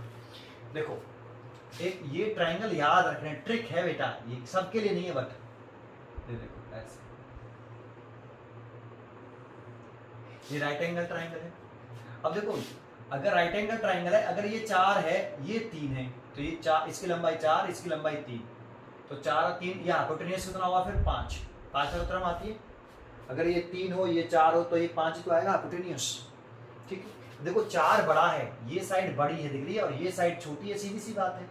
तो ये एंगल छोटा बन रहा है, ये 37 डिग्री का होता है और ये वाला एंगल 53 डिग्री का होता है और ये 90 डिग्री होता है। तीनों राइट एंगल ट्राइंगल है, तो किसी ट्राइंगल के तीनों एंगलों का सम 180 डिग्री होता है। तो इन तीनों एंगलों को ऐड करो आप, 180 डिग्री आ रहा है कि नहीं आ रहा है। अब देखो जब भी आपको ये 3/4, 4/3, 3/5, 4/5 इनमें से कोई दिखता है, 3/4, 4/3, 4/5 कोई भी दिखता है, तो यहां से हम एंगल निकाल सकते हैं। अब tan की वैल्यू है, tan अल्फा बराबर 3/4, तो tan किस में लगाऊं जिससे 3/4 आई, तो tan इसमें लगाएंगे। देखो tan 37 की वैल्यू निकाले हम, तो tan 37, तो देखो जो एंगल हम निकालते हैं 37 है, तो उसके सामने वाला जो भी हम एंगल कैलकुलेट करते हैं उसके सामने वाला परपेंडिकुलर होता है। तो 37 निकालना हो तो 37 के लिए इस एंगल के सामने वाला परपेंडिकुलर हो जाएगा ये, और 90 डिग्री के सामने वाला हमेशा हाइपोटेन्यूस होता है, बच गया वो बेस होता है। और tan बराबर होता है परपेंडिकुलर बटे बेस, तो परपेंडिकुलर कितना है 3 और बेस कितना है 4, तो tan 37 की वैल्यू होती है 3/4। तो ये जो लिख रही है ये tan 37 डिग्री की वैल्यू है, tan 37। tan से tan कट गया तो अल्फा आ गया 37 डिग्री। लेकिन ये इसी जगह पर, जैसे अगर मेरे को tan 53 डिग्री की वैल्यू निकालनी होती, tan 53 डिग्री, तो जो एंगल निकालते हैं ना उसके सामने वाला, ये गलत हो गया, ये 4 है, 53 डिग्री के सामने वाला जो एंगल निकालते हैं उसके सामने वाला परपेंडिकुलर होता है, तो ये परपेंडिकुलर हो गया बेटा। 90 डिग्री के सामने वाला हमेशा हाइपोटेन्यूस होता है, जो एंगल कैलकुलेट करते हैं उसके सामने वाले को हमेशा परपेंडिकुलर कंसीडर करते हैं। ये 53 है तो 53 डिग्री के सामने वाला परपेंडिकुलर और बच गया वो बेस। अब लिखें परपेंडिकुलर बटे बेस, तो परपेंडिकुलर कितना हो गया 4 और बेस हो गया 3, तो ये tan 53 डिग्री की वैल्यू होगी 4/3। अब किसी की वैल्यू निकाल सकते हो, sin 37 की वैल्यू निकालनी है, sin 37, तो sin 37 के डिग्री के सामने वाला, 30 डिग्री के सामने वाला जो एंगल कैलकुलेट करते हैं उसके सामने वाला हमेशा परपेंडिकुलर, 37 के सामने वाला परपेंडिकुलर, 90 डिग्री के सामने हाइपोटेन्यूस, बच गया वो बेस, तो ये बेस। और 30 sin 37 क्या होता है परपेंडिकुलर बटे हाइपोटेन्यूस, तो परपेंडिकुलर कितना है 3 और हाइपोटेन्यूस 5, तो sin 37 की वैल्यू होगी 3/5। तो कभी भी 3/4, 4/3, 5/3, 3/5 इनमें से कोई वैल्यू आती है तो आप, ये एक ट्रिक है बस, केवल कोई कंसेप्ट नहीं है, ठीक है, ट्रिक है बेटा, ओनली ट्रिक, कोई कंसेप्ट नहीं है, ऐसा ट्रिक है ना। और वो भी ये एग्जैक्ट वैल्यू नहीं है, ये जो 37 है एग्जैक्ट वैल्यू नहीं है, इसकी वैल्यू एग्जैक्ट वैसे होती है 30-60 डिग्री 52 मिनट की वैल्यू होती है बेटा ये। अब इतना कौन लर्न करेगा यार 36-52 मिनट, है ना, एग्जैक्ट आसपास 37 डिग्री ऐसा। अगर नहीं मालूम पड़ रहा तो 10 समझ सकते हो। तो रिजल्टेंट फोर्स का जो आप मैग्नीट्यूड लिखोगे, रिजल्टेंट फोर्स का मैग्नीट्यूड लिखोगे तो पहले मैग्नीट्यूड लिख दो, कितना है 25 न्यूटन। डायरेक्शन लिखनी है तो डायरेक्शन है 37 डिग्री। अभी इतना नहीं है, डायरेक्शन लिखने के लिए आपको मैंने बताया जिस पॉइंट पर अल्फा बनता है वहां पर आप ये बना लेते हैं ऐसे, ये आता है ईस्ट, ये नॉर्थ आता है, ये वेस्ट और ये साउथ। डायरेक्शन इसकी बतानी है इस वाली वेक्टर, किसके बीच में, नॉर्थ और ईस्ट के बीच में। किस एंगल बना रहा है, ईस्ट से, तो क्या लिख देंगे नॉर्थ ऑफ ईस्ट। देखो ये मैग्नीट्यूड हो गया, ये डायरेक्शन, रिजल्ट नए रिजल्टेंट वेक्टर के मैग्नीट्यूड की, मैग्नीट्यूड भी निकाल दिया, डायरेक्शन भी निकाल दी, समझ में आया होगा, ठीक है। ये लास्ट क्वेश्चन करते हैं, है ना, और भी आगे भी एक अलग से लेक्चर बनाऊंगा जिसमें 2 वेक्टरों के एडिशन के और अच्छे क्वेश्चन कराएंगे, ठीक है। अभी तो ये काफी है। At what angle 2 forces P plus Q and P minus Q, तो देखो 2 फोर्सेस हैं P plus Q and P minus Q, तो लेट कर लेते हैं, सोल्यूशन कर रहे हैं। तो देखो एक फोर्स हम F1 मान लेते हैं, P प्लस Q मैग्नीट्यूड दे रखा है, इसके ऊपर वेक्टर नहीं लगा। दूसरा फोर्स हम F2 मान लेते हैं, P माइनस Q। ये 2 फोर्स हो गए बेटा, एक F1 हो गया, एक F2। Act so that resultant इतना, तो इन दोनों का जो ये जो आ रहा है ये रिजल्टेंट है इन दोनों फोर्सेस का, तो रिजल्टेंट फोर्स का मैग्नीट्यूड लिख लेते हैं। रिजल्टेंट फोर्स का मैग्नीट्यूड है ये, magnitude of resultant force, magnitude of resultant force को F मान लेता हूँ, कितना दे रखा है रूट के अंदर 3p² plus q²। At what angle of 2 forces, तो इन दोनों फोर्सेस के बीच में एंगल पूछ रहा है, angle between F1 and F2। Sir F1 F2 नहीं, P प्लस क्यू और P1, ये F1 हो गया, ये F2 हो गया, इन दोनों के बीच में ही तो एंगल पूछ रहा है, बस खत्म हो गया। क्या है, F बराबर रूट के अंदर F1 का स्क्वायर प्लस F2 का square plus 2F1 F2 cos theta पूछ रहा है। F1 की F की वैल्यू कितनी है, ये रही, F की वैल्यू कितनी है, ये रही, पुट कर दीजिए बेटा, F की वैल्यू पुट कर दीजिए, ये रही, रूट के अंदर 3p square plus q square, root के अंदर F1 का स्क्वायर p प्लस q का होल स्क्वायर, F2 का p माइनस q का होल स्क्वायर और 2p प्लस की q और p माइनस की q और cos थीटा। रूट से रूट कट गए, ऐसे नहीं कहना कभी भी रूट से रूट कट गया, रूट से रूट कभी नहीं कटते, ऐसे रूट से रूट कट जाते तो सोचो रूट 3 ऊपर लिख रहा है, रूट 2 नीचे लिख रहा है, रूट से रूट कट गया, ऐसे नहीं कटते, एक साथ आ जाता है बेटा 3/2।